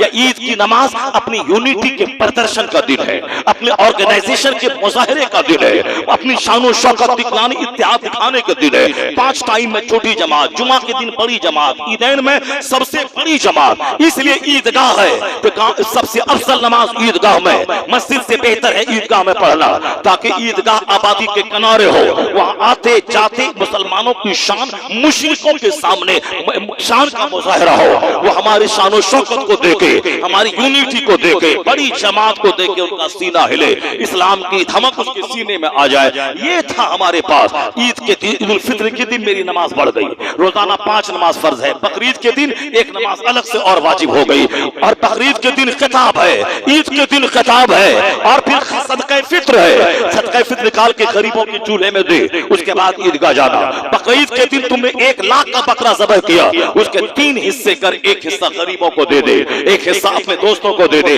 एक हिस्सा अपने घर। मेरा त्योहार है जो मेरी खैरात को बढ़ा देता है, जो मेरी नमाज को बढ़ा देता है, मेरे सदकात को बढ़ा देता है, मेरे तकबीर इलाही को करने को बढ़ा देता है। हमारे और मेरा त्योहार है जो मेरी शराफत बढ़ा देता है, गले गले मिलना बढ़ा देता है, मेरा फकार बढ़ा देता है। ये उनका त्योहार, उसको मुबारक हो जो शरारत बढ़ा देता है, जो शराब नोशी बढ़ा देता है, दूसरों को तकलीफ देना बढ़ा देता है। तुम्हें नाचना मुबारक हो और हमें ईदैन का सजदा मुबारक हो। नारे तकबीर, नारे रिसालत, मसलके आला हज़रत। ये पॉइंट अगर दिमाग में आपके अगर रहेगा तो कभी आप नाचेंगे गाएंगे नहीं, कभी चरस नहीं पिएंगे, कभी अफीम नहीं खाएंगे, कभी ताली शराब पी के साहब धुआं लगा के कश खींच करके चरस पी करके कभी आप काफिरों की तरह मुहर्रम में नंगा नाच नहीं करेंगे। वो दिन है नमाज बढ़ा देने का, वो दिन है तिलावत बढ़ा देने का, वो दिन है सदका तो खैरात बढ़ा देने का। वो खुश इसीलिए होता है कि चूंकि मेरा त्योहार उनसे मेल खा जाता है। हमारा हर काम हिकमतों से भरा है, हमारा हर काम रहमतों से भरा हुआ है, दूसरों की भलाई से रिलेटेड है। कोई भी काम हो, सदका हो, खैरात हो, कुर्बानी हो, वो ज़कात हो, फिर सदका फित्र हो या रमजान का इफ्तार हो, ये सारा काम दूसरों की भलाई से मरबूत है, रिलेटेड है। सदका फित्र दूसरों का फायदा, इफ्तार देने की फजीलत दूसरों का फायदा, ज़कात दूसरों का फायदा, कुर्बानी का गोश्त दूसरों का फायदा, सदका फित्र दूसरों का फायदा। ये हाथ इसकी है ही।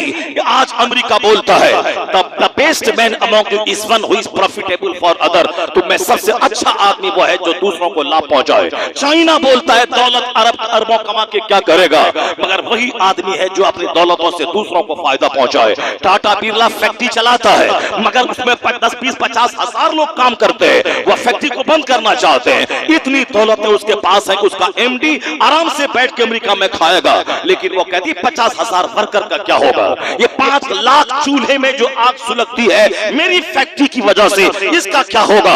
इसलिए वो कहते आदमी वही है जो दूसरों को अपने से फायदा पहुंचाए। अपना खाना पीना मामूली सी कमाई काफी है, लेकिन अपनी बीवी, अपनी माँ, अपनी बहन, अपने भाई, अपने 2-4 बच्चों, सारे परिवार के साथ मिलकर खाना, उसकी लज्जतें ही कुछ और है। आदमी वही है जो अपने से दूसरों को फायदा पहुंचाए। तू 1 लाख कमाता है, आराम से खाता पीता है, तेरी बहन को उससे क्या मतलब है। अगर तेरे पैसे से उनको फायदा पहुंचता है फिर तू प्रॉफिटेबल पर्सनालिटी का मालिक है समाज में। इसलिए यूरोप के लोग कहते हैं आदमी वही अच्छा है जो दूसरों को लाभ पहुंचाए। आदमी वही अच्छा है जो अपनी बोली से, अपने हाथ से, अपनी सोच से, अपनी फिक्र से, अपनी मेंटेलिटी से, अपनी टेंडेंसी से, अपनी एक्टिविटी से दूसरों को लाभ पहुंचाए। और आखिरी दर्जा है लाभ पहुंचाने का मुस्कुरा के किसी से मिल लेना, मुस्कुरा के मिल लेना ताकि उनका दिल खुश हो जाए। अगर आपके घर कोई आया और आप तिवरी चाह के मिलते हैं, वो सारी जिंदगी आपसे ना मिलने की कसम खा लेगा कि दोबारा मैं इसके पास कभी नहीं आऊं। लेकिन यार मुस्कुरा के मिले, इस्तिकबाल लपक के किया, 2-4 कदम आगे बढ़ के इस्तिकबाल किया, उसका सीना पहाड़ बन जाता है। वह हमेशा दूसरों से आपका चर्चा करता है। मोहब्बत इसका लाजवाब है, इसका अखलाक लाजवाब है, दूसरों से मिलने का अंदाज लाजवाब है। तो मुस्कुरा, किसी को पैसा दे देना यह भी एक भलाई है, किसी के साथ चल के पैरवी कर देना यह भी एक भलाई है, किसी के घर में बीमार पड़े तो साथ जाके ताज़ियत करना, कुछ देर खड़ा रहना यह भी भलाई है, पैसे दे के उसकी मदद करना यह भी भलाई है। ना ही पैसा है ना ही टाइम है, तो कम से कम मुस्कुरा के मिलना यह प्रॉफिटेबल पर्सनालिटी की अक्कासी करती है। मुस्कुरा के मिलना, यही बात यूरोप भी बोलता है, यही बात अमेरिका भी कहता है। लेकिन तुम्हें जानकर ताज्जुब होगा कि जो बात आज अमेरिका के स्कॉलर कहते हैं, जो बात आज चाइना जापान के विद्वान कहते हैं, जो बात आज हिंदुस्तान का दार्शनिक कहता है, तुम भूल गए कि 1400 साल पहले जो हमारा पैगंबर इनकलाब दुनिया बदलने आया था, जहालत दूर करने आया था, अखलाक सिखाने आया था, आदमी को आदमी बनाने आया है, यानी वो पैगंबर इनकलाब। दुनिया भर की बातें तो कही है, इस ताल्लुक से हुजूर ने जो कुछ कहा है उसे सोने के हुरूफ से लिखा जाना चाहिए। यूरोप का दानिश्वर आज बोलता है आदमी बेहतर है जो दूसरों को लाभ पहुंचाए। आज दुनिया के दानिश्वर कहते हैं हुजूर की वो हदीस पढ़ो, इन उलमा की ज़बानी। नमाज रोजे हज और ज़कात की बात अपनी जगह, अखलाक के ताल्लुक से हुजूर ने जो कुछ कहा, फरमाते हैं खैरुन नास मय्यनफउन नास, लोगों में सबसे बेहतर वो है जो लोगों को फायदा पहुंचाने वाला है। जहां नजर अमेरिका के साइंटिस्ट की आज गई, यूरोप के दानिश्वर की आज गई, हिंदुस्तान के विद्वान की आज गई, उस पॉइंट पे नजर मुस्तफा के 1500 साल पहले गई है। इसलिए रूए ज़मीन का सबसे बड़ा रहबर मुस्तफा जाने रहमत, सबसे बड़ा मुअल्लिम मुस्तफा जाने रहमत, सबसे बड़ा मुस्लिम मुस्तफा जाने रहमत। मुस्तफा का जवाब नहीं, मुस्तफा की बातों का भी कोई जवाब नहीं। नारे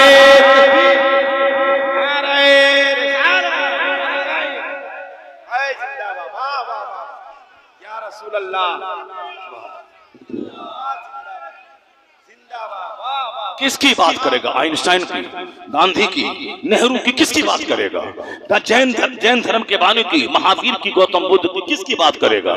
ये तो हम पढ़ते नहीं हैं और हम दूसरों को बताते नहीं हैं, इसलिए दूसरों की बात सुनते हैं। जो नहीं सुनेगा, जो नहीं पढ़ेगा, वह दूसरों की बात सुनेगा। वरना तेरे पैगंबर की बात में इतना दम है कि तुम कभी इन काफिरों के सामने खामोश रह ही नहीं सकता है। इसलिए कि सबसे अच्छी बात अगर कोई आज सुना रहा है, चाहे नेता की सूरत में, चाहे पुजारी की सूरत में, अगर उस बात में दम है तो समझ ले कि ये बात इसकी नहीं, ये बात मुस्तफा जाने रहमत की है, ये बात आका अलैहिस्सलाम की है। जब बात बीच में आई मुस्कुराने की तो स्माइलिंग फेस, मुस्कुराता चेहरा, ये आज के जदीद अखलाक की जबान है।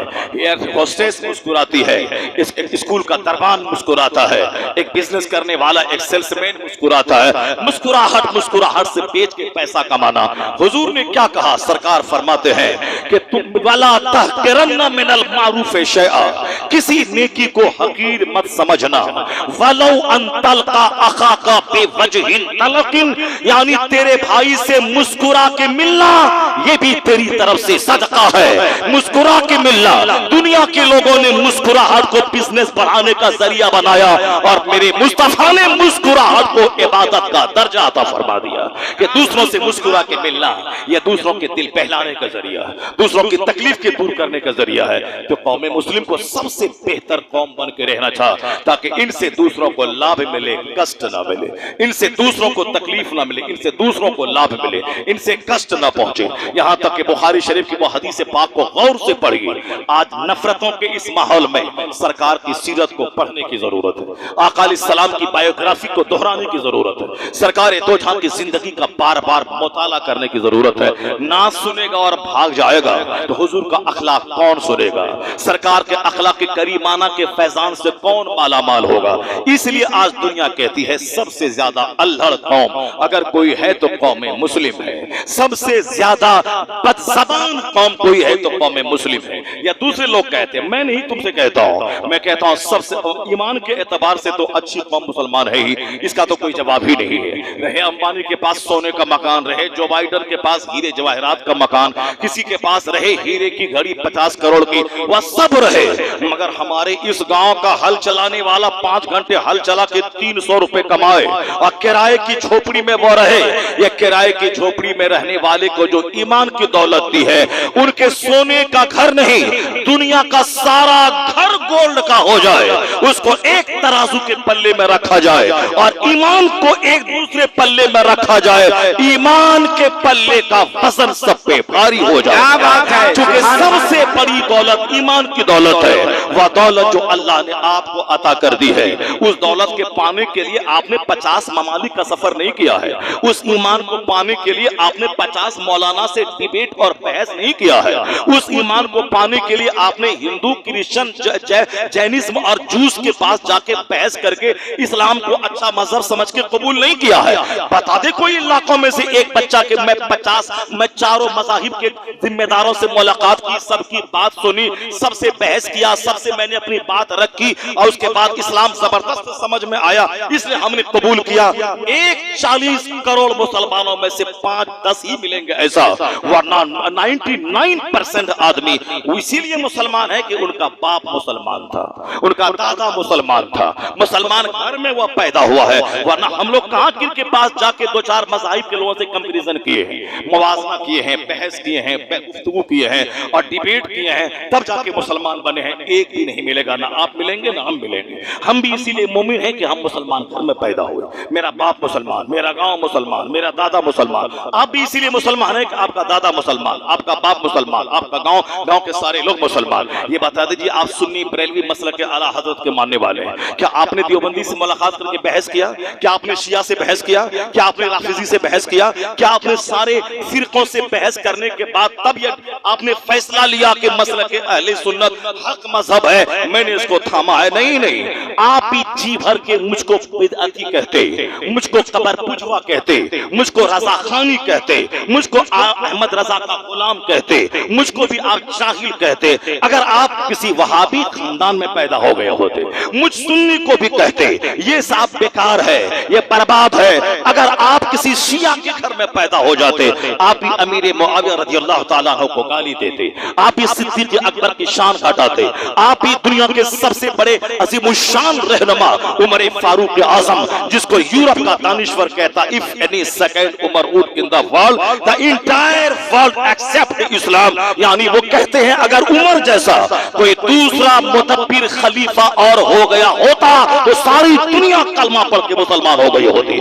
सारी जगहों पे इस्लाम का दबदबा हो जाता। जिस उमर फारूक आज़म के बारे में यूरोप का दानिश्वर कहता है, उसकी जो किताब है द 100, उसमें पहला नाम तो सरकार दो जहां का और 52 नंबर पे उमर इब्न खत्ताब का नाम दिया है और किसी दूसरे का नाम नहीं दिया है। क्योंकि उमर के जमाने में रूम फतह हुआ, उमर के जमाने में ईरान फतह हुआ, उनके जमाने में पूरी दुनिया में इस्लाम को गलबा हासिल हुआ। जिसके जो 70-50 पैबंद वाला कपड़ा पहनता था, उनके दबदबे से रूम हिलता था, ईरान हिलता था। उनके तकवा में जो हैबत थी, जो 50 बॉडीगार्ड्स मिलके जो काम न करते, वो उमर फारूक आज़म का तकवा करता था। उनकी निगाहों की हैबत काम करती थी। वो फारूक आज़म जो दुनिया भर के बादशाह, मगर घर में जौ की रोटी है, सूखी रोटी है, खजूर चूस रहे हैं, कई दिन का फाका घर में है और कपड़ा दूसरा नहीं कि उसको पहन करके वहां जाए और कपड़ा धो करके सुखाए। एक ही कपड़ा कभी कभी रहता था, जिसको धो के अपने घर में रह के सुखा के पहन के फिर दोबारा मस्जिद नबी जाते थे।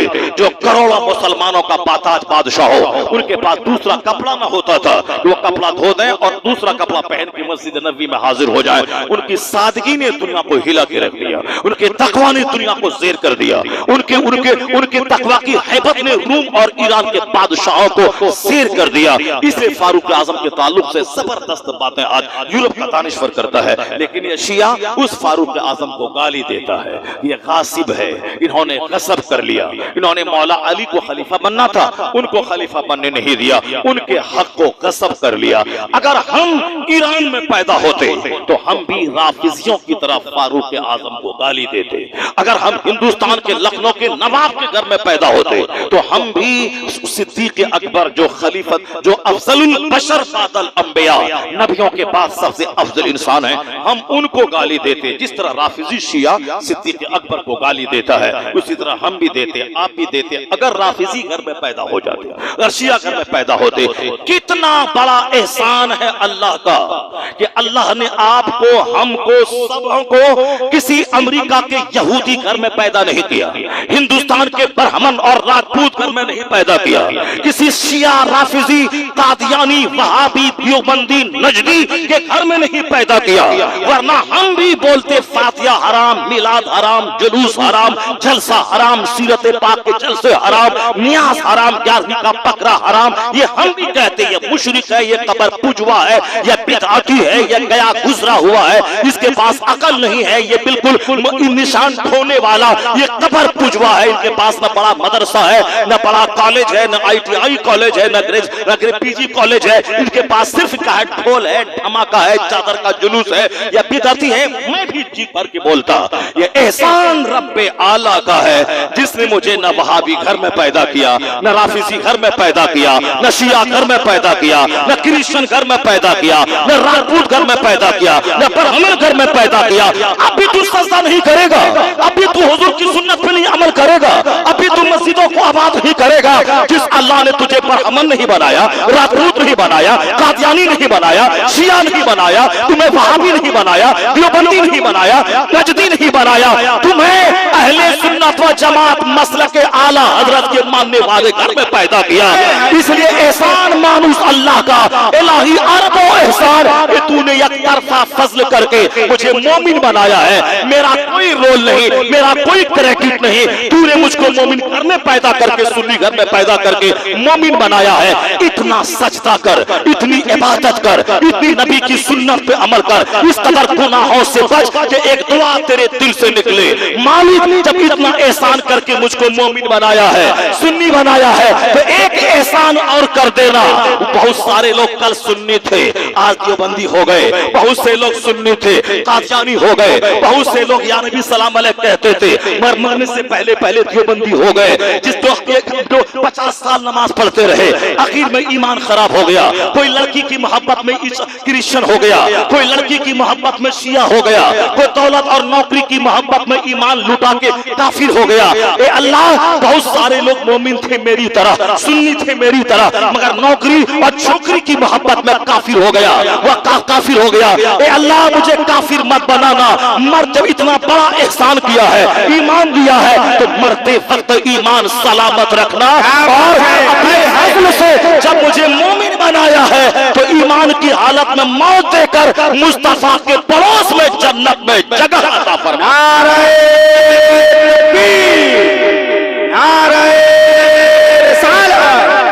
जश्न मिलादे मुस्तफा कॉन्फ्रेंस मुफक्किरे इस्लाम हजरत अल्लामा मुफ्ती शहरयार अहमद साहब क़िबला।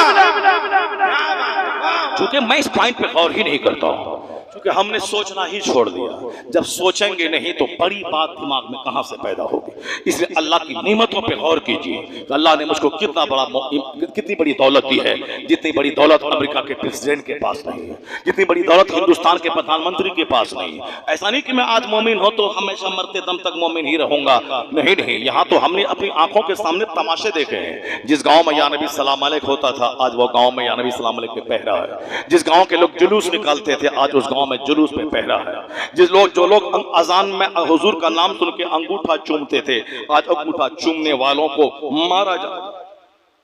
मारा जाता है, उन्हें बिदअती कहा जाता है। तो कल वह मोमिन था, आज काफिर हो गया। कल वह मोमिन था, आज नबी को गाली देने वाला बन गया। तो मुमकिन है कि आज भी आप मोमिन हैं, कल किसी गंदों की सोहबत में पड़ गए तो आप उसी चक्कर में पड़ जाएं।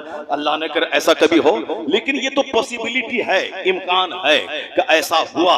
एक आदमी था मौजिन जहानाबाद इलाके में मस्जिद में, वो जब तकबीर देता था, जहां कोई खड़ा हुआ उसका हाथ पकड़ के बैठाता था। नजदीक वहाबी देवबंदी, बैठ तकबीर सुन बैठ करके हय्या अलल फलाह जब कहेंगे कद क़ामती सलाह तब खड़ा होना। बात दबंग मौजिन था, पर्सनैलिटी अच्छी थी, मोटा ताजा था, वो बहुत डांटता था तो सब लोग डर जाते थे। कुछ सालों के बाद ऐसा पलटा खाया, अब वही मौजिन था जो पहले बैठाता था, अब जो बैठता था उसको हाथ पकड़ के उठाता, खड़ा हो जाओ, बैठ के सुनता है तकबीर। रजा खानी हो गया है, अहमद रजा का मानने वाला हो गया। उठो, सुन्नत यही है, पहले से खड़ा रहना, खड़ा हो जाओ। किस तरह पलटा खाया। कुछ दिन पहले क्या था, कुछ दिन के बाद क्या रहा। एक मौलवी था, सुन्नियों का बड़ा बड़ा मुनाजरा करता था, देवबंदियों से मुनाजरा करता था, बहुत बड़ा। पहले तो जलसे भी अच्छे होते थे, 50-50 हजार लोग आते थे, 1-1 लाख लोग जलसे में आते थे। 5-5 दिन का जलसा होता था। उस वक्त भी नात होती थी, अजमल बेकल आए, 5 अशार नात के पढ़े, उसके बाद 3-3 घंटे का खिताब होता था। मुज़फ़्फ़र मियाँ खिताब करते थे, अल्लामा अरशद अलैहिर्रहमा खिताब करते थे, नज़ामी साहब खिताब करते थे, अबुल वफ़ा फ़सीह गाज़ीपुरी खिताब करते थे। उस वक्त ये सब सारे लोग बड़े बड़े खतीब थे, 3-3 घंटे, 2.5 घंटे पानी की तरह खिताब करते थे। उन्हीं की मेहनतों का नतीजा है कि झारखंड आज पूरे हिंदुस्तान के सारे स्टेट्स में सुन्नियों का 2 ही स्टेट जबरदस्त माना जाता है पूरे भारत में। एक बिहार है, लेकिन बिहार में वहां 60-50 का मसला है। अगर 50% सुन्नी है तो 60% वहाबी देवबंदी है, अगर 60% सुन्नी है तो 50% वहाबी देवबंदी है। उत्तर प्रदेश में जहां बरेली शरीफ है, और उसी उत्तर प्रदेश में जहां नदवा भी है, और उसी उत्तर प्रदेश में जहां सहारनपुर भी था, अब पता नहीं अब वो शायद उत्तराखंड में चला गया क्या, जहां तो यूपी ही बोला जाता है। यूपी में सहारनपुर भी है, देवबंद भी है और नदवा भी है। उसी यूपी में बरेली शरीफ भी है, उसी यूपी में साहब वारिस पाक का भी मजार है, उसी उत्तर प्रदेश में नजात कचौचा शरीफ भी उसी उत्तर प्रदेश में है। मगर उत्तर प्रदेश में अगर सुन्नी बरेलवी का एवरेज निकाला जाए तो मुमकिन है कि 60% देवबंदी हो जाए और 50% सुन्नी निकल जाए। जहां मरकज है, जहां मरकजियत है, जहां का डंका बजता है, उस स्टेट में भी ये क्वालिटी नहीं है जो क्वालिटी हिंदुस्तान के 2 स्टेट में है। न महाराष्ट्र में है, न राजस्थान में न है, न बिहार में, न यूपी में, न उड़ीसा में, न बंगाल में। या 2 स्टेट में मेजॉरिटी जहां 60, 80, 90% आला हजरत का फॉलोवर सुन्नी बरेलवी है, वह 2 स्टेट में एक नाम छत्तीसगढ़ का आता है और दूसरा नाम आज झारखंड का आता है। क्या बात है, नारे रिसालत, नाम सुन के तो खड़ा हो जाओ, मसलक आला हजरत, नाम सुन के तो खड़ा हो हाय जाओ। हाय हाय हाय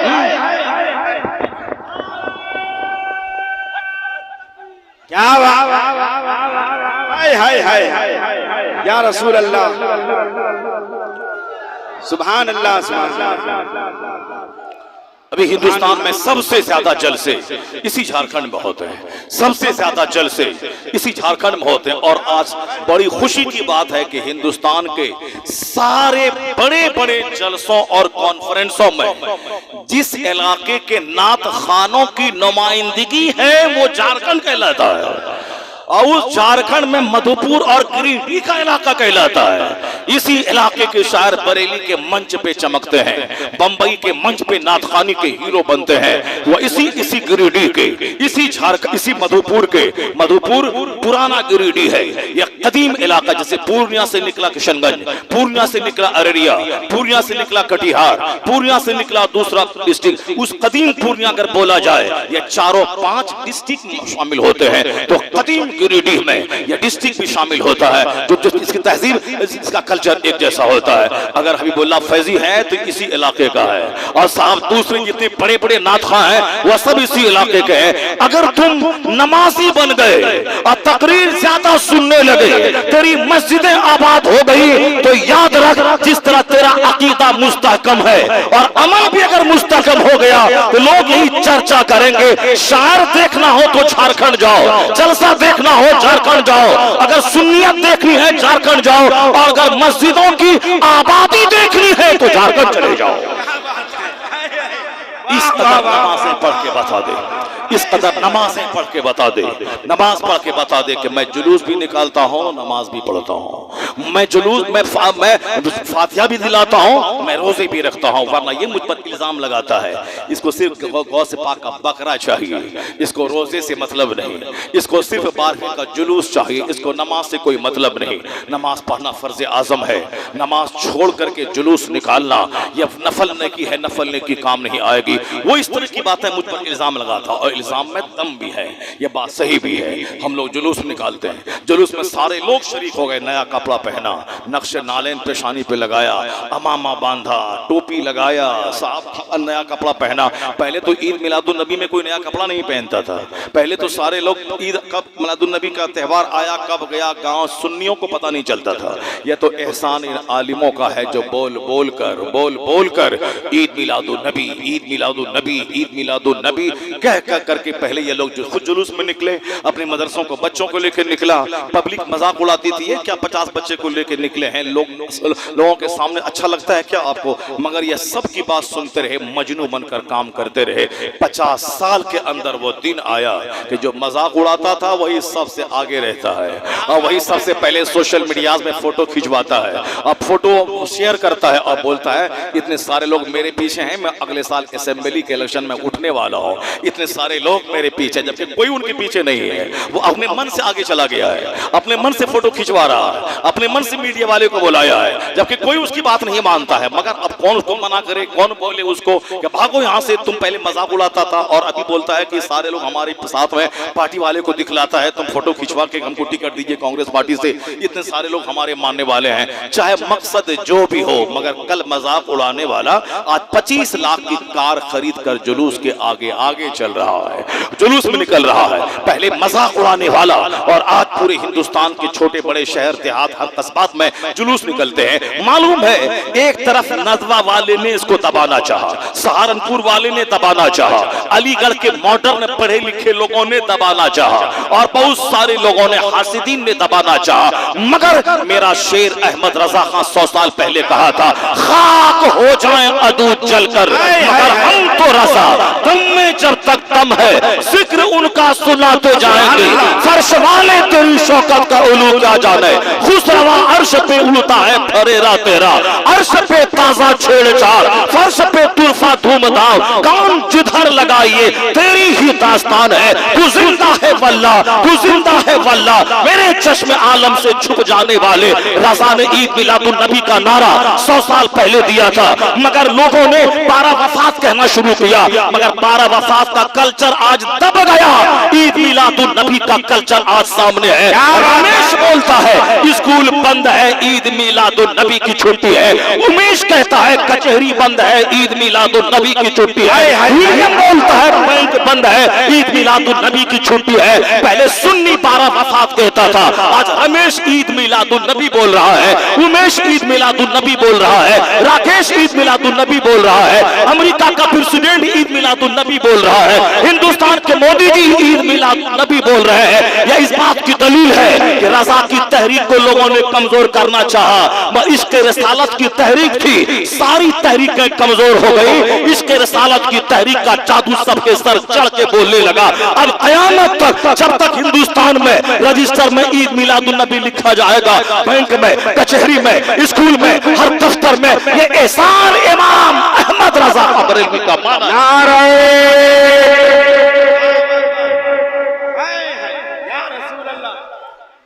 मरहबा मरहबा मरहबा।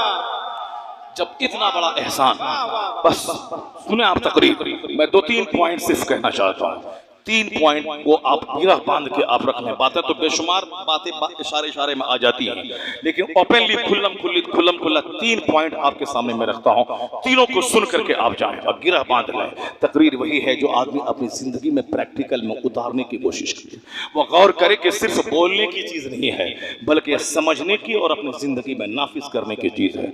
सरकार दो जहां अलैहिस्सलाम की आमद जिस खानदान, जिस खित्ते और जिस इलाके में हुई है, उसकी दबंगता और उसकी मजबूती पे एक पॉइंट सिर्फ आपको मैं दूंगा कि किस तरह से नेचुरल सिस्टम के तहत सरकार दो जहां के लिए वो सारा कुछ इंतजाम किया गया कि हुजूर मेरे अल्लाह के महबूब मक्का में पैदा हो, खानदाने इस्माइल में पैदा हो, और सबसे अफजल तरीन दुनिया के नफीस तरीन खित्ते में पैदा हो। किस तरह अल्लाह ने 5000 साल से ऐसी तैयारी की, हुजूर के लिए माहौल बनाया, मक्का शहर को आबाद किया, उनके खानदान को सबसे ज्यादा फैयाज, सखी, दबंग, मजबूत, बहादुर, दिलेर और सखी मर्द और औरत अल्लाह ने अता किए। फिर आखिर में इस साइंटिफिक चमत्कार इल्म फन के शबाब के जमाने में अल्लाह ने अपने महबूब ज़ीवकार को दुनिया में भेजा, ताकि अब हुजूर के बाद कोई नहीं आएगा। आखिरी नबी बन के मुस्तफा आ गए, अब इनके बाद कोई दूसरा नहीं आएगा। अब तक जो हालात थे दुनिया के, वो हालात यही थे कि जो नबी पैदा हुए एक मखसूस इलाके के लिए पैदा हुए, उसी में जिंदगी भर आपने तबलीग फरमाई। लेकिन चंद लोगों ने कलमा पढ़ा, 10 लोगों ने, 20 लोगों ने कलमा पढ़ा, फिर उसके बाद उनका इंतकाल हो गया। उनके मानने वाले भी जो 10-5 थे वो भी खत्म हो गए। फिर दूसरे नबी आ गए, दूसरा दौर आया, दूसरा सहीफा आया, दूसरी किताब आई, दूसरा नजरिए हयात आया। वो पैगंबर चले गए। पहले होता था कि अपनी कौम से नाराज होकर, मायूस होकर लोग खाने काबा आ जाते थे, खाने काबा ही में इबादत करते और फिर वहीं इंतकाल करके उनकी कब्र बन जाती। कहते हैं जो मताफे काबा है, यानी जिसमें तवाफ किया जाता है, उसमें कई हजार अंबिया कराम के मज़ारात और कब्रें हैं। क्योंकि पहले यही था कि यहाँ झारखंड में आ गए, यहाँ लोगों को समझाया, लोगों ने नहीं माना, लोगों ने समझाने वाले पैगंबर का मजाक उड़ाया, उनकी तौहीन की, उनको अपमानित प्रताड़ित किया, उनको अपने शहर से बाहर निकाल दिया। ये कौन है जो बोलता है अल्लाह को एक मानो, मुझको रसूल मानो, मुझको नेक मानो, ऐसे खाओ, ऐसे पियो, ऐसे कपड़ा पहनो, ऐसे चलो, हम लोग जैसे चाहेंगे जिएंगे, ये कौन समझाने वाला आता है? यानी लोगों ने इतना टॉर्चर किया कि पैगंबर मायूस होकर उस इलाके को छोड़ के चले जाते थे। अल्लाह का अजाब आता था, सारी बस्ती तबाह हो जाती थी, कोई सैलाब में बह जाती थी बस्ती, कोई जमीन में धंस जाती थी, कहीं के लोग बंदर बन जाते थे, कहीं के लोग आंधी तूफान के अजाब से मर जाते थे। यही होता था। तो फिर ये दुनिया वाले कैसे देखेंगे इस्लामिक जुडिशरी कैसे होती है, इस्लामिक सल्तनत कैसे कायम होती है, इस्लामी सल्तनत में शेर और बकरी एक घाट पे कैसे पानी पीता है, कैसे मजलूमों को उसका हक मिलता है, कैसे सालिमों का टेना तोड़ा जाता है, कैसे अमन चैन सुकून का राज कायम होता है। मस्जिदों में इस्लाम, कचहरी में इस्लाम, कोर्ट में इस्लाम, मैदान जंग में इस्लाम, अमीर की हवेली से लेकर गरीब की झोपड़ी तक इस्लाम, कचहरी इस्लाम की, तालीमी दरसगाहें इस्लाम की, हर तरफ इस्लामी दबदबा, हुकूमत इस्लामी हो। तो आखिर वो दौर दुनिया कब देखेगी? अब तक तो नबी पैदा हुए, अल्लाह को अल्लाह एक है वो कहा, तौहीद का पैगाम देते रहे, कुछ लोगों ने माना, कुछ लोगों ने इनकार किया। यही हाल जनाब मूसा अलैहिस्सलाम का हुआ। मूसा अलैहिस्सलाम ने तबलीग फरमाई, 1,24,000 नबियों में 5 उलुल अज़्म रसूल आए जिनका चर्चा कुरान में बार-बार आया है। सबसे ज्यादा चर्चा कुरान शरीफ में अगर किसी साबिका पैगंबरों में से किसी का आया, जनाब मूसा अलैहिस्सलाम का आया। सूरह बकरा से लेकर के 30वें पारे तक हर जगह जनाब मूसा का नाम आएगा, जो कि एक बहुत बड़ा इवेंट, बहुत बड़ी कहानी मूसा अलैहिस्सलाम और फिरौन जैसे काफिर के साथ वाबस्ता है। इसीलिए बार बार याद दिलाया जाता है कि 400 साल जिन्हें हुकूमत की उसका अंजाम क्या हुआ। जो मर्दों को ज़बह करता था यह सोचकर, क्योंकि नुजूमी ने कहा था कि अगर तुमने मर्दों को ज़बह नहीं किया तो एक मर्द पैदा होगा जो तेरी हुकूमत को, सत्ते को मिट्टी में मिला देगा। अब मेरी सल्तनत खतरे में न पड़े, उसके लिए फिरौन मर्दों को ज़बह करता था। न कोई मर्द बचेगा, न वो मेरी हुकूमत के लिए खतरा होगा। यही जो तानाशाह होता है, जिसके बेलगाम होता है, वो जो चाहता है कानून नाफिज करता है। तानाशाह चाहे कोई मुखालफत कर रहा हो, पढ़ा लिखा आदमी हो, उसकी बात को सुने, गौर करे, उसकी बात में दम है, नहीं, तानाशाह किसी की बात नहीं सुनता है। तानाशाह का अपना मजाज होता है, तानाशाह का अपना ख्याल होता है। क्या कौन क्या करेगा, फौज मेरी है, हुकूमत मेरी है, लोग मेरे हैं। ये मुट्ठी भर चंद लोग हैं जो मुझे समझाते हैं इसकी क्या औकात है, जो गरीब हैं, जो साहब गिरे दबे कुचले हैं, ये मुझको समझाते नहीं। तानाशाह बोलता कोर्ट मेरे कब्जे में है, कोई जज अगर मेरी बात नहीं मानेगा उसको लालच देंगे, फेंकेंगे, तुमको बना देंगे एमपी, तुम जो फैसला मैं चाहता हूं वह करो। वो भी भेड़िया दरिंदा की तरह, वो काजी अदालत की कुर्सी पर बैठने वाला जज, वो भी चंद सिक्के के लालच में आकर के हुकूमत वक्त की हिमायत में फैसला देता है। आदमी का जमीर मुर्दा हो जाता है, वरना ये अदालत की कुर्सी है, न किसी हाकिम को खातिर में लाती है कुर्सी, न किसी फौज को खातिर में लाती है। इस कुर्सी का मतलब ही है कि तुम बिंदास रहना, किसी के दबाव में नहीं रहना, तटस्थ रहना। अगर रियाया जुल्म करे, तेरे पास आए रियाया तो तू सही रास्ता दिखलाना। अगर हाकिम जुल्म करे और तेरे पास रियाया केस लेके आए तो तू हाकिम के खिलाफ फैसला सुनाना। इसलिए गैर जानिबदार कुर्सी होती है। लेकिन जब लालच पैदा हो जाए, जब आदमी घटिया किस्म का हो जाए, तो वो भी कुर्सी का लालच में आकर के सदाकत और सच्चाई और हकीकत पर पर्दा डालकर वो हुकूमत की मर्जी के मुताबिक फैसला सुनाता है। अगर ये तमाशा कोई देखना चाहता हो तो आज तमाशा देख ले, दुनिया में किस किस तरह के लोग पैदा होते हैं और किस तरह हाकिम उनके जरिया फैसला करवाता है। यही तानाशाह फिरौन था, फिरौन की तानाशाही थी। एक नुजूमी ने कहा कि एक लड़का पैदा होगा जो तेरी हुकूमत की ईंट से ईंट बजा देगा, तेरी सल्तनत को खतरे में डाल देगा। वह तानाशाह क्या किया, हर लड़कों को कत्ल करना शुरू किया। अपनी हुकूमत बचाने के लिए किसी के घर में लड़का पैदा हो ज़बह कर देना। बनी इस्राइल के लड़कों को कत्ल करना, लड़की पैदा हो तो छोड़ दिया, लड़का पैदा हो तो ज़बह कर। कितना बड़ा अत्याचार था, कितना बड़ा जुल्म था। ऐसा नहीं कि जो अत्याचार करता है फौरी जमीन में धंस जाता है, जो आज जुल्म करता है फौरी जमीन में धंस जाता है, ऐसा नहीं होता है। दुनिया बनाई है, दुनिया की तामीर अल्लाह ने की है, अल्लाह को मालूम है कैसे दुनिया चलेगी। इसलिए हम लोग अपने हिसाब से सोचते हैं कि यह नबी को गाली दिया है, आज ही उसके मुंह में लकवा मार दे, यह नबी नबी को गाली दिया है आज ही जमीन में धंस जाए, वो हमारी मस्जिद को तोड़ करके वो साहब झूठे माबूदाने बातिल की इबादत गाह बनाया है, वो जमीन में धंस जाए। ऐसा नहीं होता इस दुनिया में, ये अल्लाह की दुनिया है, सारा काम फिक्सेड है। कौन कितना जिएगा, कौन कब मरेगा, वह फिक्सेड है, मुतअय्यन है।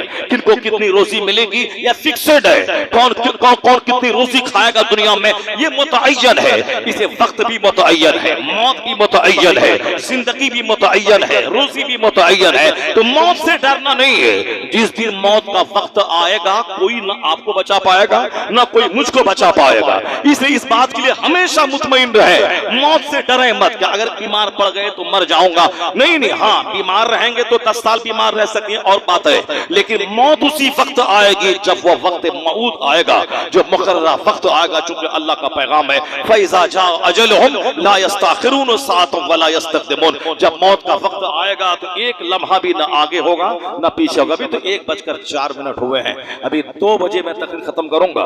उस 2 बजे के बाद साहब नाथखानी होगी, उसके बाद हमारा गुलाम सबर भाई हमारे पढ़ेंगे नात, फिर उसके बाद हमारे खतीब गुलाम रब्बानी साहब वो आएंगे और फिर 4 बजे तक आपको बैठना है। क्या बैठेंगे आप? बैठेंगे आप? थक तो नहीं गए आप?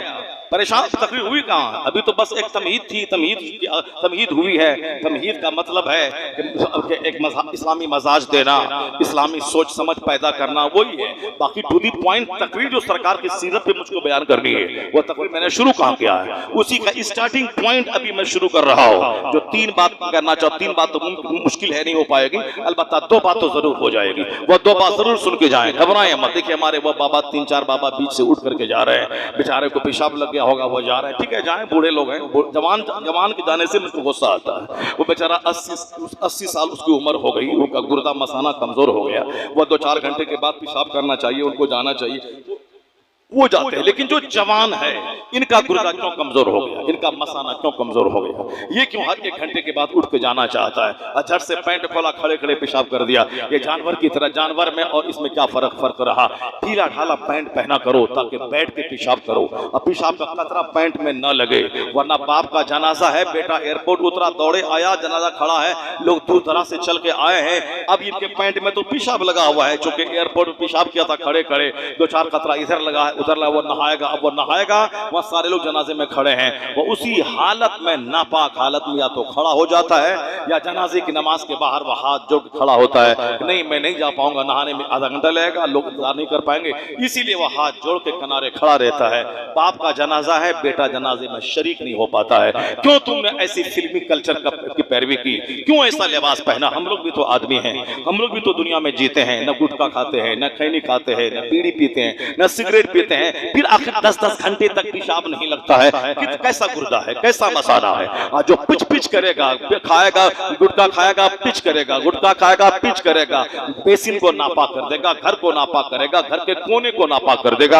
आप जहां जाएं, जहां गुटखा खाने वाले का ना घर सलामत है, ना घर का कोना सलामत है, ना बेसिन सलामत है, ना बाथरूम सलामत है, ना गुस्ल खाना सलामत है। जिस मदरसे का नाजिम पिच पिच करेगा, उस मदरसे में बाथरूम गंदा, उसका लेट्रिन गंदा, उसका बेसिन गंदा, उसका ऑफिस गंदा, उसके रहने वाला कमरा गंदा।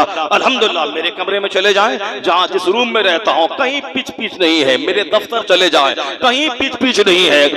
मेरे बेसिन में चले, कहीं पिच पिच नहीं है। ना मैं खाता हूं, ना पिच पिच करने वालों को पसंद करता हूं, और डांट टपट करता रहता हूं। गुटखा से ज़बान पाक रखें, बीड़ी से पाक रखें, सिगरेट से पाक रखें। अगर फजूल बातों से आप बच गए तो अल्हम्दुलिल्लाह ये सीना भी मजबूत होगा और गुर्दा भी मजबूत होगा, मसाना भी मजबूत होगा। जो फजूल से बचेगा, सेहत यहां मिलेगी, और नबी की सुन्नत पे अमल करने की वजह से जन्नत वहां मिलेगी।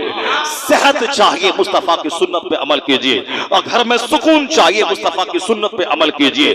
तमाम खुराफात, तमाम वाहियात, तमाम फिल्मी बातें, फिल्मी ड्रामे, तमाम फिल्मी तहजीब को घर से यकलख्त बाहर कर दीजिए। हुजूर की सुन्नतों में अगर 3 दिन फाका घर में रहेगा तो चैन मिलेगा, सुकून मिलेगा। नहीं देखा 15 अगस्त को एक 153 इंच सीना वाला भाषण देता है 1 घंटा तो 4 बार पानी पीता है। हाँ, जबान सूखती है, जबान चट खाता है, अब पानी पी के जबान को तर करता है। और साहब इतना चौड़ा इंच है, इतना चौड़ा इंच मेरा सीना है। वो तो 1 घंटे में जो नोट करके ले जाता है, दूसरा आदमी लिख के देता है, उसको बोलने में पसीना छूटता है, प्यास लगती है। अल्हम्दुलिल्लाह, तेरा मौलाना आज लगातार 2 महीने से खिताब कर रहा है। 2 महीने से घर में आराम से 2 रात उसे रहने का टाइम उसके पास नहीं है, और 2 ढाई 3 घंटे खिताब करता है। एक बार भी कोई बता दे किसी जलसे में कि पानी पिया हो, नहीं पीता हो पानी। क्यों? जो झूठ बोलता है उसकी एनर्जी घटती है, और जो कुरान बोलता है, हदीस बोलता है, मुस्तफा की सीरत बोलता है, वह बोलता चला जाता है, एनर्जी मिलती चली जाती है।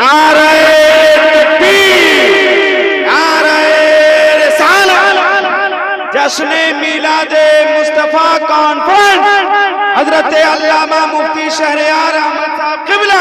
अगर यकीन नहीं आए तो रोजाना 1000 बार दुरूद शरीफ पढ़ के देखें। 1000 बार डेली दुरूद शरीफ घर में पढ़ लें। उसके बाद फिर घर का नजारा करें कि घर का माहौल कैसे बदलता है, घर का कल्चर कैसे बदलता है, ताकत कैसे मिलती है, बीमारियों का दबाव कैसे घटता है, लोग सेहतमंद कैसे रहते हैं। इन्हीं मौलाना को, जिसको हम हकीम समझते हैं 5000 कमाने वाला, इनका चेहरा कभी गौर से देख के पढ़ लिया करें। इनके घर में छप्पर पे ठीक से घास नहीं है, इनकी तनख्वाह 10,000 रुपए महाना है। ये साहब मोटरसाइकिल से नहीं चलते हैं, साइकिल से आप भी चलते हैं, कुछ लोग इसमें हैं। ये और बात है कि आजकल हम लोग बाइक पे न चले, पर हमारी मस्जिद के इमाम तो 100% बाइक पे चलते हैं। पर कुछ लोग हैं जिनके पास बाइक नहीं है, तनख्वाह है 5000 रुपए महीना, मगर वह मोटरसाइकिल का पेट्रोल कहां से आता है, वह इन्हीं से पूछा जाए। साहब 100 बीघा जमीन का जोतने वाला जमींदार अपने घर में आया जुमा के दिन, पानी डाला, चला गया मस्जिद, न अतर है, न सुरमा है, न कस्तूरी है, न अंबर है, और बदन में से पसीने की बदबू है। इनके कमरे में कोई घुस जाए, एक तरफ मुश्क है, इधर अंबर है, इधर कस्तूरी है, इधर 10 जुब्बे लटक रहे हैं, उधर 10 प्रकार की टोपियां लटक रही है, उधर साहब किताबों की एक लाइब्रेरी है, और चेहरा मुस्कुरा रहा है। 1 लाख महीना कमाता है स्कूल का टीचर, चेहरा सूखा है। क्यों? बेटा पढ़ता है बंगलोर में, उसको पैसा भेजना है। एक बेटा पढ़ता है साहब बंबई में, उसको पैसा भेजना है। अब बेटी को मकान बनाया है किस्त पे, बैंक से कर्जा लेके, हर महीने कर्जा में कट जाता बहुत सारा रुपया। बाइक लिया है इंस्टॉलमेंट पे, उसमें कट जाता है। 1 लाख महीना मिला, हाथ खाली है। आया सरवर जी, मेहमान आया है, 1000 रुपए दीजिए, बकरे का गोश्त लाना है। ये इमाम साहब है जिनका चेहरा कभी मैला नहीं होता। अमामा बांधकर और सुरमा लगाकर जब जुमा के दिन मेंबर पे खिताब करते हैं, लगता है कोई बादशाह है जो रियाया को खिताब कर रहा है, कोई फील्ड मार्शल है जो अपनी फौज को ललकार रहा है। इनके हुस्न का राज क्या है? इनका चेहरा क्यों खिलता है? क्यों? ये किसी के बाप दादा की बात नहीं बोलता है, ये बात मुस्तफा की बोलता है। हदीस पढ़ता है मुस्तफा की, हुजूर ने ये कहा, हुजूर ने ये कहा, हुजूर ने ये कहा, हुजूर ने ये कहा, तो हुजूर ने दुआ दे दी, नद्दरल्लाहु अमरन मन समिअ मिन्ना हदीसन फबल्लगहु कमा समिअ। मुस्तफा ने 1400 साल पहले कहा था, अल्लाह उस बंदे को हरा भरा रखे जो मेरी हदीस सुनता है और दूसरों को सुनाता है। यह नबी की दुआ है कि कम कमाने के बावजूद इनका चेहरा हरा भरा रहे। क्या बात है, सुभान अल्लाह, सुभान अल्लाह। चाहते आपका घर हरा रहे, आपका दरबार हरा रहे, आपके बाल बच्चे हरा रहे, तो फिल्म का गाना जब तक गाते रहेंगे घर में, वह घर की दीवार काटने दौड़ेगी, वह घर में मन नहीं लगेगा। दौड़ दौड़ के कश्मीर घूमने जाएंगे, कलकत्ता घूमने जाएंगे, रांची घूमने जाएंगे। आजकल घूमने का कल्चर हिंदुस्तान में शुरू हो गया है। ट्रेन पे सफर करने को दिल नहीं करता, वह साउथ इंडिया का कलवा वो सब घूमने आता है। प्रयागराज जाना है, काशी जाना है, बनारस जाना है, हमारे मुसलमान भाई भी अजमेर दौड़ के जाना है, बरेली जाना है, औरत को लेके जाना है। जब औरत मजार के इरादे से घर से निकलती है तो वापस आने तक फरिश्तों की लानत बरसती रहती है। उन लानती सफर में औरतों को साथ लेके जाता है। हाँ, मुमकिन है कि कोई मौलाना बड़ा चालाक हो या बोले के साथ मैं अपनी बीवी को मजार पे हाजिरी के इरादे से नहीं ले जाता हूँ, मैं अपनी बीवी को अपनी खिदमत के लिए मैं अपने साथ लेके जाता हूँ। और खिदमत के लिए बीवी को लेके जाना दुरुस्त है, जायज है, क्योंकि औलिया किराम भी बीवी को लेके जाते थे, सहाबा किराम भी लेके जाते थे। खुद सरकार दो आलम के सफर में आप आपकी बीवी आपके साथ रहती थी, चुनांचे सब शौहर की खिदमत के नाम पे यानी अजमेर लेके जाए। जब अजमेर गया है तो बाबा की चौखट पे हाजिरी भी दूर से दे लेना। इरादा चूंकि हाजिरी का नहीं है इसलिए लानत इस पे नहीं बरसेगी। और जो मजार पे हाजिरी के इरादे से निकला है, आते जाते लानतों की बारिश में वो नहाती रहेगी। घर में आने के बाद फिर दंगा है, फिर लड़ाई है, फिर तीर है, फिर तफंग है, फिर लत्तम जुत्तम है। बाहर में तो एक आइसक्रीम को काट के खाया अजमेर में खड़े खड़े, उमरा के मदीना गया, मदीने में आइसक्रीम लिया, दोनों मियां भी खड़े खड़े खाया। और घर में आने के बाद फिर फायरिंग शुरू है, लत्तम जुत्तम शुरू है। तो चंद दिन की चांदनी बाहर घुमा, फिर घर आने के बाद लड़ाई झगड़ा है। अगर घर में बाहर से घूम के आए थे और साल भर मजे से रहे, बीवी लड़ाई नहीं करे, वह सर की बाल नोचाई नहीं करे, वह और शौहर पे परेश नहीं डाले, तब चलो हम भी घूमने ले जाते हैं, हम भी घूम के ले एक बार जाएंगे कश्मीर, आएंगे आराम से साल भर रहेंगे। वो तो घूम के आने के 3 दिन के बाद से ही जंग शुरू हो जाती है, लड़ाई शुरू हो जाती है। इसका मतलब है कि घूमने का कल्चर बेचैनी को और बढ़ा दिया है, बेपर्दगी को बढ़ाया है, बेहयाई को बढ़ाया है। उस घर में रहने को मन नहीं लगता। बच्चा भी बोलता अब्बू इस बार ट्रिप कहाँ होगा, बीवी बोलती है इस बार कहाँ जाना है, शौहर बोलता चलो अब रहते रहते बिजनेस करते, दुकान जाओ घर आओ, दुकान जाओ घर जाओ, मदरसा जाओ घर आओ, मदरसा जाओ घर आओ, रहते रहते बोर हो गए, छुट्टी का दिन है चलो बाहर चलते हैं। ये पूजा का महीना था, स्कूल 10 दिन बंद था, सारे लोग घर से निकल गए, कोई अजमेर चला गया, कोई बरेली चला गया, कोई कलियर शरीफ चला गया, कोई बंबई, कोई ऊटी, कोई डल झील, कोई कश्मीर, कोई गुलबर्ग घूमने चला गया। घूमने का कल्चर आज फरोग पर है, सारे लोग घूमते, क्यों? घर में रहने को मन नहीं करता, दीवार काटने दौड़ती है, घर अच्छा नहीं लगता है, बाहर से आने के बाद घर अच्छा नहीं लगता। 8 घंटे दुकान में बैठ के घर में आओ, उधर बीवी मुंह फुला के सोई हुई है, उधर बच्चा है, इधर बेचारा ये तन्हा घर में रहता है, घर काटने को दौड़ रहा है। क्यों? इसलिए कि मोबाइल में 24 घंटे हैं गंदी तस्वीरें, 24 घंटे हैं गाने।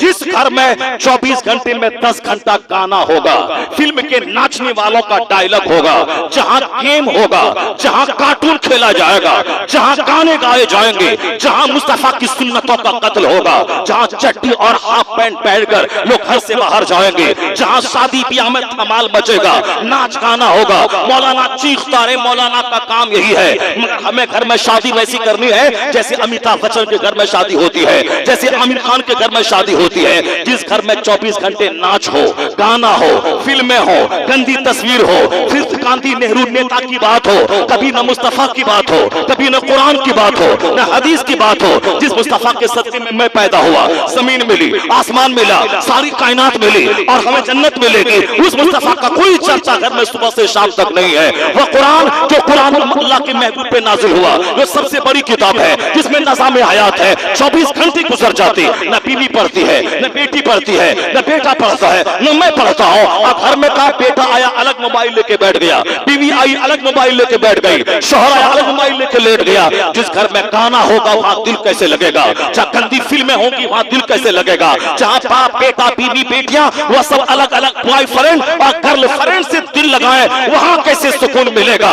जिस घर में 24 घंटे रोजी अल्लाह की, सांस अल्लाह की दी हुई, हवा अल्लाह की, आग अल्लाह की, घर अल्लाह का दिया हुआ, सारी नेमत अल्लाह की। वरना कोरोना काल में जो साहब ऑक्सीजन की कमी के सारे घुट घुट के मरते थे, उनको देखा करें, हम चैन से जीते हैं, सारी नेमत अल्लाह की। और काम सारा घर में रसूलुल्लाह के खिलाफ, अल्लाह के खिलाफ, इसलिए अल्लाह का अजाब आ गया है। अब घर में रहने को मन नहीं करता, घर से भागना चाहता है, चौक पे जाता है, बाजार घूमता है, डल झील जाता है। अगर तुमने घर का कैरेक्टर नहीं बदला, इसी तरह ऊटी और कश्मीर मारे मारे फिरते रहोगे। वहां से आने के बाद घर में आग लगेगी, मर्डर होगा, सुसाइड होगा। अरबपति सुसाइड कर रहे हैं, बीवी को शूट कर रहे हैं पटना राजधानी में। अरबपति बाहर से घूम के आया, 3 दिन के बाद अपनी बीवी, अपनी बेटी, अपने बेटे को शूट किया, खुद अपने आप को लाइसेंस वाले रिवॉल्वर से मार के खत्म कर दिया। कौन सा गम था उसके पास?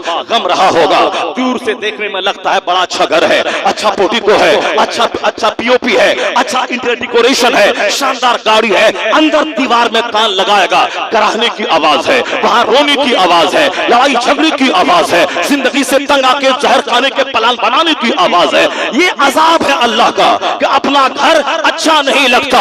पहले 24 साल अल्लाह के वली अपने घर में रहते थे, वो कसम खाते थे कि घर से बाहर ना जाए, बाहर गए तो नमाज कज़ा हो जाएगी, बाहर गए तहज्जुद कज़ा हो जाएगी। उनका घर जन्नत नुमा लगता था, क्योंकि उस घर में फरिश्तों का आना जाना था। जिस घर में नमाज हो, जहाँ तिलावत हो, जहाँ इबादत हो, जहाँ इशराक हो, जहाँ चाश्त हो, 1000 दुरूद हो, 1000 कलमा हो, बेटा अलग तिलावत करे, बीवी अलग तिलावत करे, शौहर अलग तिलावत करे, अलग 1000 पर दुरूद बीवी पढ़े और मर्द पढ़े। 100 साल गुजर जाएंगे, घर छोड़ के जाने को जी नहीं करेगा। वह घर होगा जिसका रिश्ता जन्नत से जुड़ जाएगा, जहाँ फिल्में होंगी, ड्रामा होगा, गाना होगा। वह घर काटने दौड़ेगा जहाँ तिलावत होगी, नमाज होगी, दुरूद होगा। वो घर जन्नत की खुशबू फैलाता रहेगा। वह मर जाएगा घर से बाहर जाने को जी नहीं। नारे तकबीर, नारे रिसालत, फैज़ाने इस्लाम। चेहरा उजड़ गया, घर उजड़ गया, महफिल उजड़ गई। महफिल में आने के बाद लोग मोबाइल चलाते हैं। स्टेज उजड़ गया, स्टेज पे आने के बाद लोग मोबाइल चलाते हैं। स्टेज पर आने से पहले रूम में 2 घंटा मोबाइल चलाया है और फिर स्टेज पे मोबाइल चला रहा है। यहाँ आने से पहले 10 घंटे मोबाइल सफर में चलाया है और फिर मस्जिद में जाने के बाद चलाता है। या दुनिया के लोग पागल हो गए। सच कहा हुजूर ने, आखिर जमाने में अकलें छीन ली जाएंगी। जब अकल छीन ली जाएंगी तो 50 खरब रुपए तेरे पास रहे, फिर उस पागल की क्या हैसियत है? जहां तकवा है, जहां अल्लाह का डर है, जहां रसूल पाक की सुन्नत पे अमल है, जहां कुरान हदीस की बातें हैं, वहां झोपड़ी रहे, किराए का घर क्यों न रहे, वहां दिल को सुकून, दिमाग को सुकून, चेहरे को सुकून, औलाद को सुकून, बीवी को सुकून। ऐसा लगता है उस झोपड़ी में अल्लाह बादशाहों जैसा अमन अता फरमा दिया। इसलिए अल्लाह का जिक्र, जहां इबादत, जहां सुकून मिलेगा। फिरौन मर्दों को कत्ल करता था ताकि मेरा कोई मद्दे मुकाबिल पैदा ना हो। लेकिन क्या हुआ? अल्लाह ने 400 साल की छूट देने के बाद जब वक्त आया, अब हम कहेंगे कि आज वो कहता है कि मैं खुदा हूं, आज ही मर गया होता, अल्लाह का इनकार किया, आज ही जमीन में धंस गया होता। नहीं नहीं, अल्लाह ने 400 साल, 400 इयर्स। अभी तो हम 8 साल में घबरा गए, 14 साल में घबरा गए, 70-75 साल हिंदुस्तान की आजादी के हुए घबरा गए, 150 साल पहले अंग्रेज रहा, मिला के 200 कुछ साल हुए घबरा गए।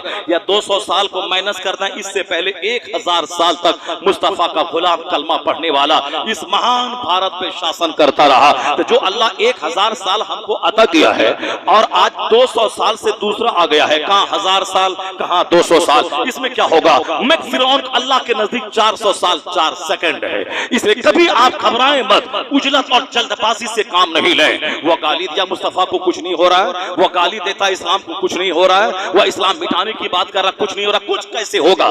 फिरौन 100 साल के बाद नहीं मरा, क्यों? उसको 400 साल के बाद मरना है।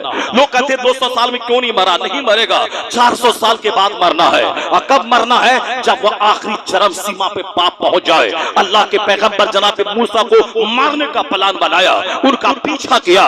जनाब मूसा तो समंदर पार निकल गए, समंदर में 12 रास्ते निकल गए, उनके सारे मानने वाले 12 कबीले पार कर गए। जब फिरौन पीछा करता हुआ आया, देखा रास्ते निकले हुए हैं, पानी दीवार की तरह खड़ा है, उसी रास्ते में कदम रखा। जब बीच समंदर में पहुंचा, अल्लाह ने कहा पानी से कि आपस में मिल जाओ। जब पानी मिला, फिरौन डूबने लगा, बोला अब मैं ईमान लाता हूं, अब मैं ईमान लाता हूं, अब मैं ईमान लाता हूं। अल्लाह ने कहा अभी अल-आन वक़द असैत क़ब्लु व कुन्त मिनल मुफ़सिदीन, अभी तू ईमान लाता है, इससे पहले फसादी था। आज मैं तेरी डेड बॉडी बचाऊंगा ताकि जो मगरूर दुनिया में आएंगे वह जान ले कि घमंडी का अंजाम क्या हुआ।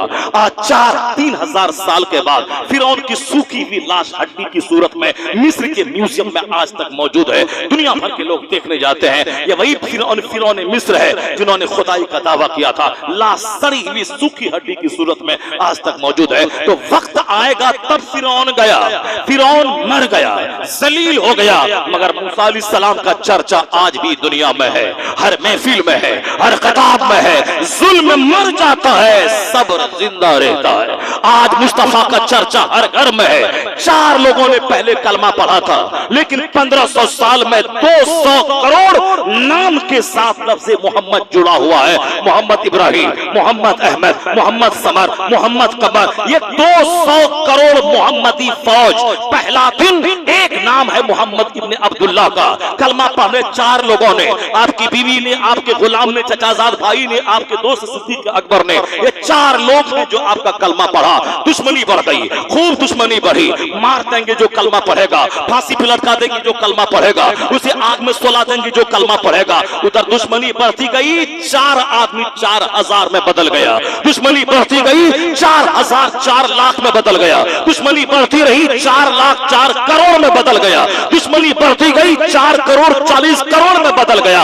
आज से 100 साल पहले इनका बाप दादा दबंग था, इस्लाम मिटा देंगे, मगर पहले 10 करोड़ था, आज 40 करोड़ हिंदुस्तान में हो गए। पूरी दुनिया में 200 करोड़ से ज्यादा कलमा पढ़ने वाला। ये इस बात की दलील है कि इस्लाम ऐसा मजहब है कि जब जब दुश्मनी बढ़ती है, मुहम्मदी फौज की तादाद में इजाफा होता चला जाता है। इसे दुश्मनी से घबराना नहीं है, दुश्मनी से घबराना नहीं है। जब जब दुश्मनी का माहौल बने, समझ जाए करोड़ों कलमा पढ़ने वालों की तादाद में इजाफा होने वाला है, इस्लाम का अच्छा दिन आने वाला है। और जहां तक सवाल है उसके मरने का, 400 साल 4 सेकंड है। अल्लाह ने उस फिरौनी वक्त को मार के उसे कैफियत किरदार तक पहुंचाया। तो जो अल्लाह फिरौन को मारा, नमरूद को मारा, अबू जहल को मारा, अबू लहब को मारा, यजीद को मारा, वो अल्लाह आज के फिरौन को छोड़ देगा क्या? नहीं छोड़ेगा। 400 साल 4 मिनट है अल्लाह के नजदीक। तू इबादत कर अल्लाह की, रियासत कर अल्लाह की, मस्जिद को आबाद कर, मदरसा आबाद कर। तू कल मरेगा, तेरा कब्र में क्या होगा,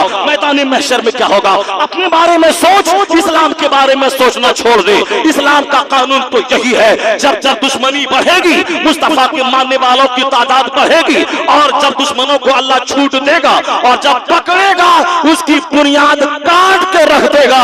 जैसे फिरौन की बुनियाद काट दिया, ना वो रहेगा ना उनका बच्चा रहेगा, कोई कुल बाकी रहेगा, न चमन रह जाएगा, पर रसूलुल्लाह का दीने हसन रह जाएगा। क्या बात है, सुभान अल्लाह, सुभान अल्लाह, वाह वाह वाह, सुभान अल्लाह, सुभान अल्लाह। नारे तकबीर, नारे रिसालत, मसलके आला हजरत, जश्न मिलादे मुस्तफा कॉन्फ्रेंस। बातें तो वो तीनों पॉइंट रह गई हमारी, पूरी तकरीर तमहीद की नजर हो गई।